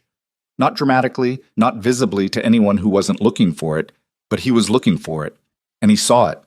The specific aging of a person who has held a position for a very long time and has just felt it become untenable, and who is standing in the moment between knowing that and accepting it. She picked up her bag. She looked at Han. "Call Bayek," she said. Han reached for his phone. She walked toward the door. Every person in the room watched her go. At the threshold she stopped, not turning fully, just enough that her profile was visible against the doorframe. She said nothing. She walked out. The room exhaled. Taehyun stood at the front of it for a moment longer. He looked at the 42 remaining faces, all turned toward him, all waiting, and he said the only thing that needed to be said. "Everyone back to work." The room began to move. Slowly at first, then with the resuming rhythm of an organization that had witnessed something seismic and was now recalibrating its understanding of the ground it stood on. Voices, movement, the sound of the building returning to itself. Sung-il appeared at Taehyun's shoulder. "The accounts," Taehyun said quietly. "Han will have them resolved by 3, Sung-il said. "He knows what the alternative looks like." A pause. "You all right?" Taehyun looked at the door his mother had walked through. "Get me back on the phone," he said, "and then get me the hospital." "Lim's number?" "Yes." He walked toward the exit, and his phone was already in his hand, and the building moved around him, and the city moved outside, and the day was still going. It was not yet noon. All of this had happened before noon. And somewhere in a private room on the 4th floor of Severance Hospital, a woman was lying in a bed with an IV in her arm and a cardiac monitor, and the knowledge, which she had woken up to that morning, and which was still new enough to be uncertain, that for the first time in 3 years someone in that house was paying attention. He pushed through the lobby doors, and the October air hit him, and he stood on the sidewalk for a moment with the city in front of him and thought about what came next, which was not more confrontation. The confrontations were done, or close enough to done, but something harder than confrontation, something that required a different kind of endurance entirely. He thought about the long work of undoing. He thought about a woman who had made his grandmother's soup every morning for someone who never looked up from his phone long enough to taste it. His own phone rang. Bayek, he answered. The trust instrument has a resolution mechanism, Bayek said, without preamble. Article 14 of the original deed, joint consent or a period of 90 days unopposed. Given what your mother just told Han, she's withdrawing the contest. A pause. Tae Hyun si. She's withdrawing everything. Tae Hyun stood on the sidewalk. She told Han, Beck continued carefully, and I'm quoting him directly, tell my son I want to see the girl recover. The city moved around him, a delivery truck, a woman with a stroller, two men in suits arguing over a taxi. Seoul at 10:47 in the morning, enormous and indifferent, doing what it always did. Tae-hyun looked at the sky above the buildings, pale. The particular pale of a late October morning that wasn't committing to anything, but wasn't entirely without promise either. He said, tell Beck to finish the paperwork. He hung up. He stood there one more moment. Then he got back in the car and said, hospital. And Min-jun pulled into traffic without a word, and the city moved around them, and Tae-hyun sat in the back with his hands loose on his thighs and his eyes forward, and thought about the difference between building something out of fear and building something out of the decision, made clearly and on purpose, to finally stop looking away from the thing that mattered most and had been there, quiet and enduring and undemanding, the whole time he had been looking somewhere else. The hospital room looked different in the afternoon light. Tae-hyun noticed it when he pushed the door open at 11:20. The way the October sun had moved since morning and was now coming in at a lower angle through the window, laying a warm band of gold across the foot of the bed. Small detail. The kind of thing he had trained himself not to notice because noticing small things was not useful in the life he had built. He was finding, in the last 72 hours, that the life he had built had a significant number of gaps in it that small things had been quietly filling without his knowledge. Zuri was awake. She was sitting up slightly, which was different from this morning, and she had a cup of something, tea, from the smell of it, held in both hands the way she always held things, as if warmth was something to be held onto deliberately. She looked at him when he came in, and her expression did the thing it had started doing, which was less guarded than before and not yet open, but occupying some honest territory between the two. You look like you've been through something, she said. I have. Do you want to sit down? He sat. The same chair. It had taken on the shape of the morning by now, the specific imprint of hours spent in it, and he settled into it with the particular relief of a man whose body had been operating on adrenaline since 5 in the morning and was beginning to present its bill. The accounts are resolved, he said. The restructuring stands. She looked at her tea. Your mother. She withdrew the challenge. Zuri was quiet for a moment. Is she all right? He looked at her. She was asking about the woman who had rationed her iron supplements for 14 months with the specific intent of keeping her unwell. She was asking with the flat, genuine concern of someone who had not yet decided how to hold all of the things she now knew simultaneously and was defaulting in the meantime to the person she had always been. She's managing, he said. That's not really an answer. No, he said, it's not. He leaned back in the chair. The ceiling of the hospital room was plain white and slightly textured, and he looked at it for a moment the way you look at neutral surfaces when you're deciding what to say next. She told my attorney she wants to see you recover, he said. Zuri's hands tightened slightly around the cup, then released. What does that mean? She said. I don't know yet, he said honestly. I think it means she's capable of more than what she showed. I think it means somewhere under everything she did, there's a person who knows the difference between protecting something and destroying it. He looked back at the ceiling. I don't know if that person is accessible, but she said it. Zuri was quiet for a long time, long enough that he turned his head to look at her. She was looking out the window at the city, the pale October sky above the buildings.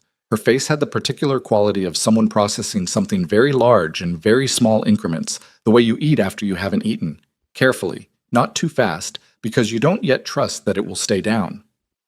3 years, she said. Not accusatory, Just the number said out loud in the room. Yes, he said. I used to count the days I went without speaking to another person who wasn't a staff member.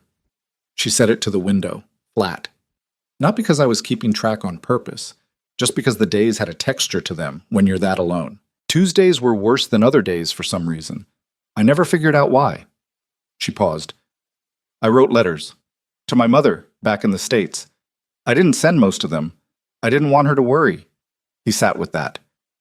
She knows some of it now, Zuri continued. I called her last week, before the collapse. She turned from the window. She wanted to fly over. I told her not yet. She should come, Taehyun said. Zuri looked at him. You don't have to. She should come, he said again. She's your mother. She should have been here a long time ago. He looked at her directly. That's on me. Zuri held his gaze. Something moved in her eyes, not tears, not yet, but the pressure behind them, the specific pressure of things held in place for a long time, meeting a moment that doesn't require them to be held anymore. Why are you being kind to me? She said. Not suspicious. Genuine. The question of someone who has recalibrated so completely to scarcity that abundance reads as data requiring explanation. Because I should have been from the beginning, he said. She looked at him. He looked at her. The monitor beeped its rhythm. The gold band of sunlight had moved 2 inches up the bed. Okay, she said. Same word as this morning, but this time it carried something different. Not just acceptance of the present moment, but the first tentative extension of something forward into whatever came next. Dr. Lim discharged her on the second day as promised. The numbers were better. Not perfect, not what they should be after a full recovery, but stable in a way that satisfied his clinical threshold. He gave Taehyun a printed care plan with specific dietary requirements, a schedule for the iron infusions that would continue for the next 6 weeks, and a list of warning signs in a tone that communicated he was giving this information to Taehyun specifically because he intended it to be acted upon by Taehyun specifically. Taehyun read every line of it in the car. Zuri watched him read it from the passenger seat. She was in the front this time, not the back, which was a decision that hadn't been discussed and happened naturally, the way small things were beginning to happen between them, through the path of least resistance rather than negotiation. You don't have to memorize it, she said. I'm not memorizing it, he said. I'm reading it. You've read it twice. I read things twice. She looked out the front window.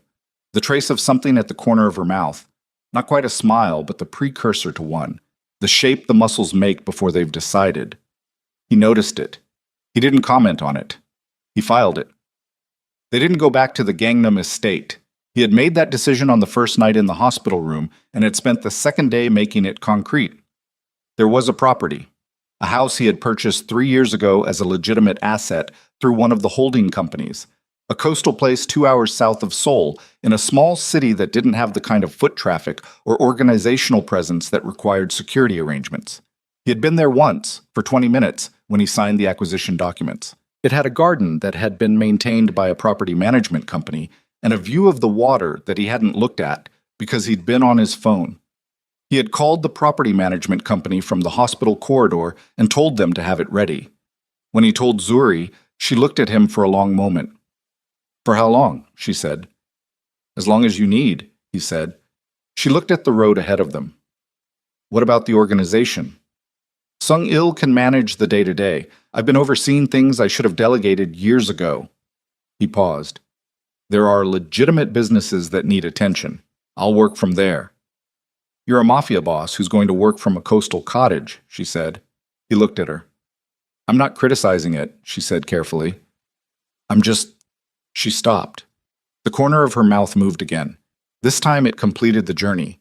Small, brief, but there. Okay, she said, which was becoming the word between them for things that were more than okay, but for which neither of them yet had the right language. The house sat on a low cliff above a narrow beach. It was not large.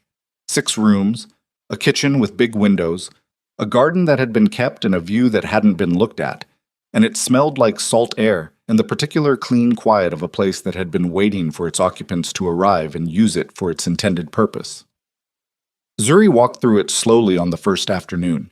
She went room to room with the particular attention of someone assessing a space not for its size or value, but for its character, the way it held light, the way the doors fit in their frames, whether the floorboards had the sound of a house that had been built with the intention of lasting.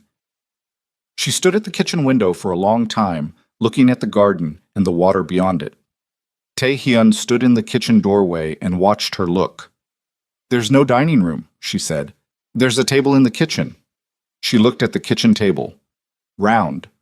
4 chairs, positioned in front of the window so that whoever sat at it would have the water in their sightline. "I've never had a kitchen table I actually used," she said. "Neither have I," he said. She looked at him over her shoulder. He was not a man who admitted to things lightly. She registered that. "All right," she said. "Not okay this time." "All right," which had more weight to it, more deliberateness, the word you use when you've thought about something and decided. He put her bags in the larger bedroom and took the smaller one, which was a decision he made without discussion because she had lost enough choices in the last 3 years, and the small ones were hers to make, as she recovered the habit of making them. She didn't comment on it. He suspected she noticed. That first evening, he cooked. Not well. He was a man who had been fed by staff for most of his adult life, and his relationship with the kitchen was purely theoretical, but he had spent the drive down reading the dietary requirements on Dr. Lim's printed sheet, and he had stopped at a market on the way in and bought the specific things on the list. He cooked rice and a simple soup that was nowhere near the level of the miyeokguk she had been making him for 3 years, and served it at the round table in front of the window while the sun went down over the water outside. She ate it, all of it. "It's not bad," she said. "It's not good either," he said. She looked at him. "No," she agreed, "but it's not bad." They ate the rest of it in a silence that was different from the silences of the last 3 years. Not the silence of 2 people occupying the same space without acknowledging each other, but the silence of 2 people sitting with something new and being careful with it, the way you're careful with things that are still fragile. Outside, the water moved in the dark. The lights of a fishing boat passed slowly across the horizon. Recovery had a texture to it that surprised him. He had expected it to be linear, a progression of improved numbers and returning strength, measurable and trackable in the way that the things in his professional life were measurable and trackable. It wasn't linear. It moved in the way that actually broken things move, when they're actually healing. Forward and sideways, and sometimes briefly backward, contingent on sleep and food and the specific emotional weather of a given day. There were days when she was stronger, when she walked the cliff path above the beach in the morning and came back with color in her face and ate a full breakfast at the round table and laughed at something. Once at a seagull that had landed on the garden wall and appeared to have an opinion about it. Once at a dish he produced that he had confidently called jigai, and that she diplomatically described as jigae. Adjacent. There were other days when she woke up and the fatigue was back, and the world had the gray texture of a body still fighting its own chemistry, and she sat in the window with tea and didn't speak much, and he sat across the room with his laptop and the organizational reports Sung-il sent every morning, and they occupied the same space in a quiet that had become genuinely comfortable in a way that neither of them commented on, because commenting on it might disturb it. He drove her to the infusion clinic in the nearby city every Tuesday and Thursday. He sat in the waiting room with his phone. He brought her food from a restaurant nearby that she had mentioned once, in passing, that she liked. He said nothing about bringing it. He just brought it. She noticed. She said nothing about it. She ate it. This was how they communicated in those early weeks. Obliquely, through action, through the small, consistent evidence of attention that neither of them had the vocabulary yet to name directly. Her mother arrived 3 weeks in. Gloria Coleman was 62 years old and had driven herself from Incheon Airport in a rental car because she had, as she told Zuri at the door, not trusted anyone else to get her there fast enough. She was a full head shorter than her daughter and had the particular energy of a woman who had been worried for a very long time and was managing the relief of seeing her child physically present by converting it immediately into activity. She brought things, food in containers, specific products she had packed because she didn't trust Korean equivalents, a photograph in a frame that she hung in Zuri's room without asking permission. She looked at Tae-hyun for the first 30 minutes of her visit with the specific assessment of a mother who has been receiving incomplete reports and is now doing her own audit. On the second day, she found him in the kitchen at 6 in the morning attempting the dietary soup again. He had been practicing. It was better than the first version. Not good yet, but the distance between not good and not bad was narrowing. Gloria stood in the kitchen doorway and watched him. "You're doing it wrong," she said. He looked at her. "The sesame oil goes in at the end," she said. "Not during, and you're not giving the onion enough time." She walked in and stood beside him at the stove with the confidence of a woman for whom kitchens were not intimidating, and looked at what he was doing and adjusted the heat without asking. He let her. They stood at the stove together for 20 minutes. She told him the proportions. He adjusted. She tasted it and made a sound that was not quite approval, but was moving in that direction. "She didn't tell me how bad it was," Gloria said, not looking at him, looking at the pot. "No," he said. "She never tells me when things are bad." A pause. "She's been that way since her brother died. She decided that the people she loved needed to be protected from the things that were happening to her." She tasted the soup again, added something. "That's not strength. That's a kind of loneliness that looks like strength." He was quiet. "You know that," she said. Not accusatory, observational. "I'm learning it," he said. She looked at him then, directly for the first time, with the full weight of a mother who had gotten on a plane and driven herself from an airport in an unfamiliar country, and was standing in a kitchen in a coastal house she'd never seen, taking the measure of a man she held a significant accounting against. She handed him the spoon. "She's going to need time," Gloria said. "More than you think. The body heals faster than the part underneath it." She looked at the window, the water. "Don't rush the underneath part." "I understand," he said. "You think you do," she said. "You will." She left the kitchen. He stood at the stove and finished the soup and thought about what she'd said and thought that she was probably right, that he thought he understood and would, over the months ahead, come to understand it in a way that was deeper and more specifically costly than any understanding he had done before. He was correct. The formal restructuring of the Kang organization took 4 months to complete. Tae-hun worked from the coastal house during most of it. The laptop, the calls with Sung-il, the video meetings with Baek, and the department heads, the slow, methodical work of converting 3 specific operational areas into legitimate structures and selling off or dismantling 2 others that couldn't be converted without a degree of risk he was no longer willing to carry. It was not simple. Some of it was ugly, in ways that required decisions he made and did not discuss with anyone in the house because they were not the business of the house. Sung-il drove down once a month. They sat at the kitchen table. Zuri vacated it for those meetings without being asked, which was a habit he was going to address eventually, the habit of making herself small to accommodate, and worked through the landscape of what was changing and what wasn't, and the specific problem of an organization that had been built on the implicit threat of violence being progressively reconfigured into something that operated without that implicit threat as its foundation. "It's slower than you want it to be," Sung-il said during the second monthly meeting. "I know. And some of it's not going to convert. Some of it just has to be cut." "I know that too." Sung-il looked at him across the table. He had known Tae-hyun for 11 years and had watched him do a great number of things, and had never, in all of those 11 years, seen him look the way he looked in that coastal kitchen, which was not relaxed exactly, because Tae-hyun was not a man built for relaxation, but settled. The way a building looks when the foundation has finally been poured correctly after years of compensating for the wrong one. "Are you staying down here?" Sung-il asked. "For now," Tae-hyun said. "And when she's fully recovered." Tae-hyun looked at the window. The water. The garden where, 3 weeks prior, he had watched Zuri plant something. He didn't know what it was. She had brought it from a market. She had explained what it was, and he had paid attention to the explanation, and then proceeded to forget the name because he had been looking at her face while she explained it, which was not the information he had been prioritizing. "We haven't discussed it," he said. "You should," Sung-il said, "before you assume." "I know," he said. "You assumed for 3 years," Sung-il said, with the particular directness that came from 11 years and implicit permission. "It's a hard habit." "I know," Tae-hyun said again. He asked her that evening. They were in the garden, which they had developed the habit of occupying in the hour before dark. Not by agreement, it had just accumulated over weeks. The 2 of them finding themselves in the same space at the same hour, looking at the same water. She had a blanket because the November air had arrived with intent, and she ran cold, which was partly constitution and partly what months of malnutrition did to the body's ability to regulate temperature. He had learned to bring the blanket out before she asked for it. "I want to ask you something," he said. She looked at him. The lowering sun behind her made it difficult to read her expression precisely, which might have been why he had chosen this hour.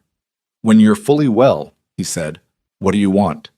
She was quiet for a moment, not evasive, thinking. "I want to keep the table," she said. He looked at her. "The kitchen table," she said. "Whatever happens. Wherever we are." She looked at the water. "I want to eat at a table and have it be normal. Not a thing someone's doing for me or a thing I'm performing for someone. Just eating at a table." He understood what she was saying. She was not only talking about furniture. "What else?" he said. "My mother wants me to come to the States for Christmas," she said. "I've said no for 3 years. I want to say yes this year." "Then say yes." She looked at him. "You'd come." It wasn't a question, but it required an answer. "Yes," he said. She held his gaze. "Kong Tai Hyun in my mother's house in Atlanta," she said. "Is that a problem?" "My mother is going to make you cook with her every morning," she said. "She's already made me cook with her here," he said. The corner of Zuri's mouth. And then more than the corner. The full thing. The actual thing. The smile that he had spent 3 years not looking at, and that now that he was looking at it, was the kind of thing that rearranged the furniture of a room simply by being present in it. "Okay," she said. "Okay," he said. They sat in the garden until the last light was gone, and the water was dark, and the fishing boats were dots of moving yellow in the distance. And neither of them moved to go inside until it was fully cold, and her blanket had become insufficient, and he stood and she stood, and they walked back to the house side by side with their shoulders almost touching. The foundation ceremony was held in the spring. Zuri had been working on it since January. Not from the coastal house. They had moved back to Seoul by then, to an apartment in Mapo that had no marble and no 32 rooms, and no history of anything other than whatever they chose to put in it. She had worked from the kitchen table with her laptop and her phone, and a focused efficiency that Tae-hyun recognized as the expression of a person who has found the specific outlet for something that has been dammed up for a long time. The foundation was called Quiet House. It provided free medical care, legal assistance, and transitional housing for women in abusive domestic situations. The name had come from something she'd said once, quietly, during the second week at the coastal house, that what she had needed most in those 3 years was not rescue. It was a quiet house, a place where the air didn't have weight to it, a place where existing didn't require justification. Tae-hyun had provided the initial funding through the legitimate business restructuring. He had not been asked to, he had offered, and she had looked at the offer for a long time before accepting it because she understood the difference between help and leverage, and needed to be certain of which one she was receiving. He understood that she needed to be certain, and he waited while she was. The facility was a converted building in Yongsan. It had good light and a garden and a kitchen table.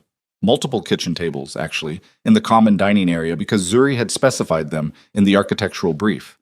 The opening ceremony was attended by doctors, social workers, city officials, and women who had used the transitional services in the Foundation's quiet pilot months of operation. There were journalists, there were cameras, there was a podium and a microphone and a crowd that had gathered in the late April air under a sky that had finally decided to be warm. Zuri spoke first. She spoke without notes, which surprised people, though it didn't surprise Tae-hyun because he had listened to her talk about this work for 4 months and understood that she didn't need notes because the material wasn't information to her. It was the thing that had come out of the worst years of her life and been converted, through an act of will he found more impressive than anything he had done with a gun or a contract, into something that would outlast those years and help other people survive theirs. She talked about the quiet, about what it costs to be in a space where your presence is treated as a problem, about the specific slow damage of being surrounded by people and entirely alone. She did not use the word abuse, because she had told him once that the word sometimes makes people stop listening. They categorize it and file it and tell themselves it doesn't apply to their situation. She used the word invisible because that was the one that landed. That was the one that made people in the audience very still because they recognized it from somewhere in their own history. She talked about kitchens, about what it meant to eat at a table like a person who belonged there. When she finished, the crowd rose. Not in the way crowds rise when they're supposed to, the automatic politeness of a public event, but in the way people rise when they've heard something that made them feel less alone in knowing what they know. Tae-hyun stood at the back of the crowd and watched it. He watched her face from a distance, the particular quality of her expression as the applause started. The brief moment before the composed public smile, the unguarded second where her face simply showed what she felt, which was not triumph, which was not relief even, but something quieter than both, something closer to the recognition that something very large and very painful had been transformed into something that had a purpose outside of the pain. He had seen men after battles. He had seen men after victories, the specific face of someone who has won. This was different from that. This was the face of someone who had survived something and made meaning out of the survival, which was harder than winning and more permanent. Sung-il appeared at his shoulder. "You're going to have to get better at being in crowds," Sung-il said. "If she's going to be doing this publicly." "I know," Taehyun said. "She's good at it," Sung-il said. He was watching her move through the crowd now, accepting hands, speaking to people, doing the work of building something in the way that it actually has to be built, which is person by person, conversation by conversation, one small restoration of trust at a time. She was always going to be good at something like this. "Yes," Taehyun said. "You just didn't see it." "No," he said. "I didn't." He said it without the weight of self-flagellation, which was something he had worked at. The distinction between accountability and the kind of endless internal prosecution that becomes its own form of self-indulgence. He had done it wrong. He had learned what doing it wrong had cost. He was doing it differently now. And the different was real and was going to continue to be real because it was grounded in understanding rather than guilt, and understanding didn't fade the way guilt did. After the ceremony, after the crowd thinned and the journalists were gone, and the foundation staff were beginning the practical business of the evening, Taehyun found her in the garden of the new facility. She was standing near the wall where someone had planted something that was just beginning to show green, the same kind of thing she had planted at the coastal house, he realized, the name of which he still didn't know. He stood beside her. "What is that?" he said, looking at the plants. She looked at him. "I told you twice." "I know, I was looking at your face both times." She was quiet for a moment. Then she looked back at the plants. "Lavender," she said. "It takes a while to come in, but it comes in every year after that without being asked." She crouched down and touched one of the small green shoots with the tip of her finger. Careful. "It just needs the first year." He crouched down beside her. He looked at the small green thing in the ground. "I can remember that," he said. She looked at him sideways, close up. The way you can only look at someone when you are both crouched down next to the same small thing, and the physical world has placed you in proximity without requiring either of you to have chosen it. "I know you can," she said. He reached out and put his hand over hers where it rested on the ground, not dramatically, not with the weight of a gesture that was trying to be a moment, just his hand, on hers, on the earth next to a small green plant that needed its first year. She turned her hand over. She held his. They stayed like that until one of the foundation staff called from the doorway with a question about something practical, and they both stood and she went to answer it, and he watched her go with the particular attention of a man who has learned, late and at significant cost, the specific practice of not looking away. He went to his grandmother's grave the following Saturday. He hadn't been since the funeral. He knew that. He had let Zuri go alone for 3 years, and had told himself it was because she seemed to want to, and what he had actually meant was that he had no particular relationship with grief and preferred not to develop one. That was no longer a position he was willing to maintain. The cemetery was quiet in the early morning. He had brought flowers. He had not brought chrysanthemums because Zuri had not told him about the chrysanthemums yet. She told him on the walk-in, pulling it from the memory without ceremony, the way you share things with someone you have decided is safe to share things with. He had bought chrysanthemums. He stood at the grave for a long time. He was not a man who talked to the dead. He stood and looked at the stone and at the flowers Zuri placed, and at the flowers he placed beside them, and he thought about his grandmother, who had been the only member of his family who had ever told him directly that the way he was building his life was going to cost him something he wouldn't be able to buy back. She had said it once. He had been 27. He had said she was wrong. She had said, with the specific patience of a woman who had lived long enough to know the difference between being wrong and being early, that she was not wrong, and that he would understand when he was ready. He understood now. She had been right.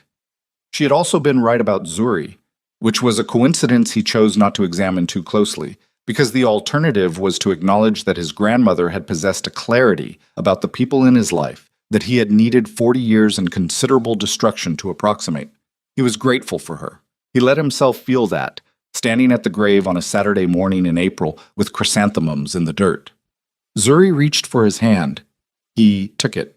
They stood there together in the quiet of the cemetery, and the morning moved around them, and the city beyond the walls was already doing its enormous indifferent thing, and the grave stood their patient witness, and a bird somewhere nearby made its brief, irrelevant sound and stopped.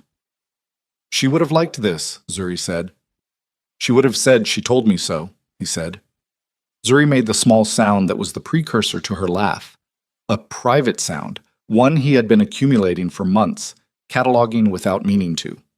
Probably, she said, but she would have liked it anyway. He looked at the grave, at the chrysanthemums from her hands and the chrysanthemums from his, side by side in the same soil. I'm sorry it took this long, he said.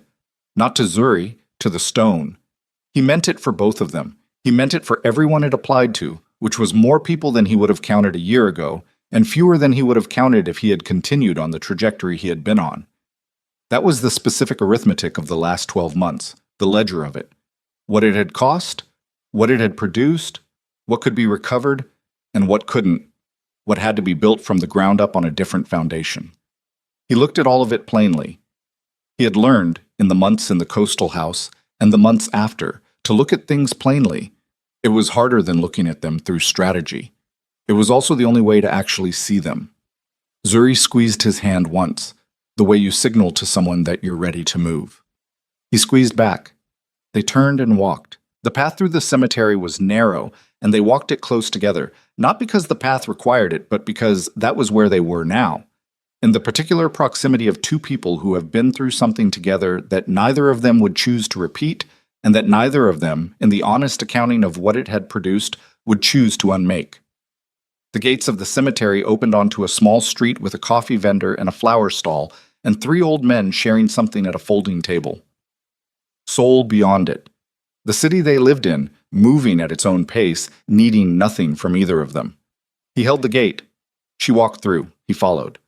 Behind them, the chrysanthemums sat in the April earth, side by side, in the quiet that follows every storm that finally decides it has done enough.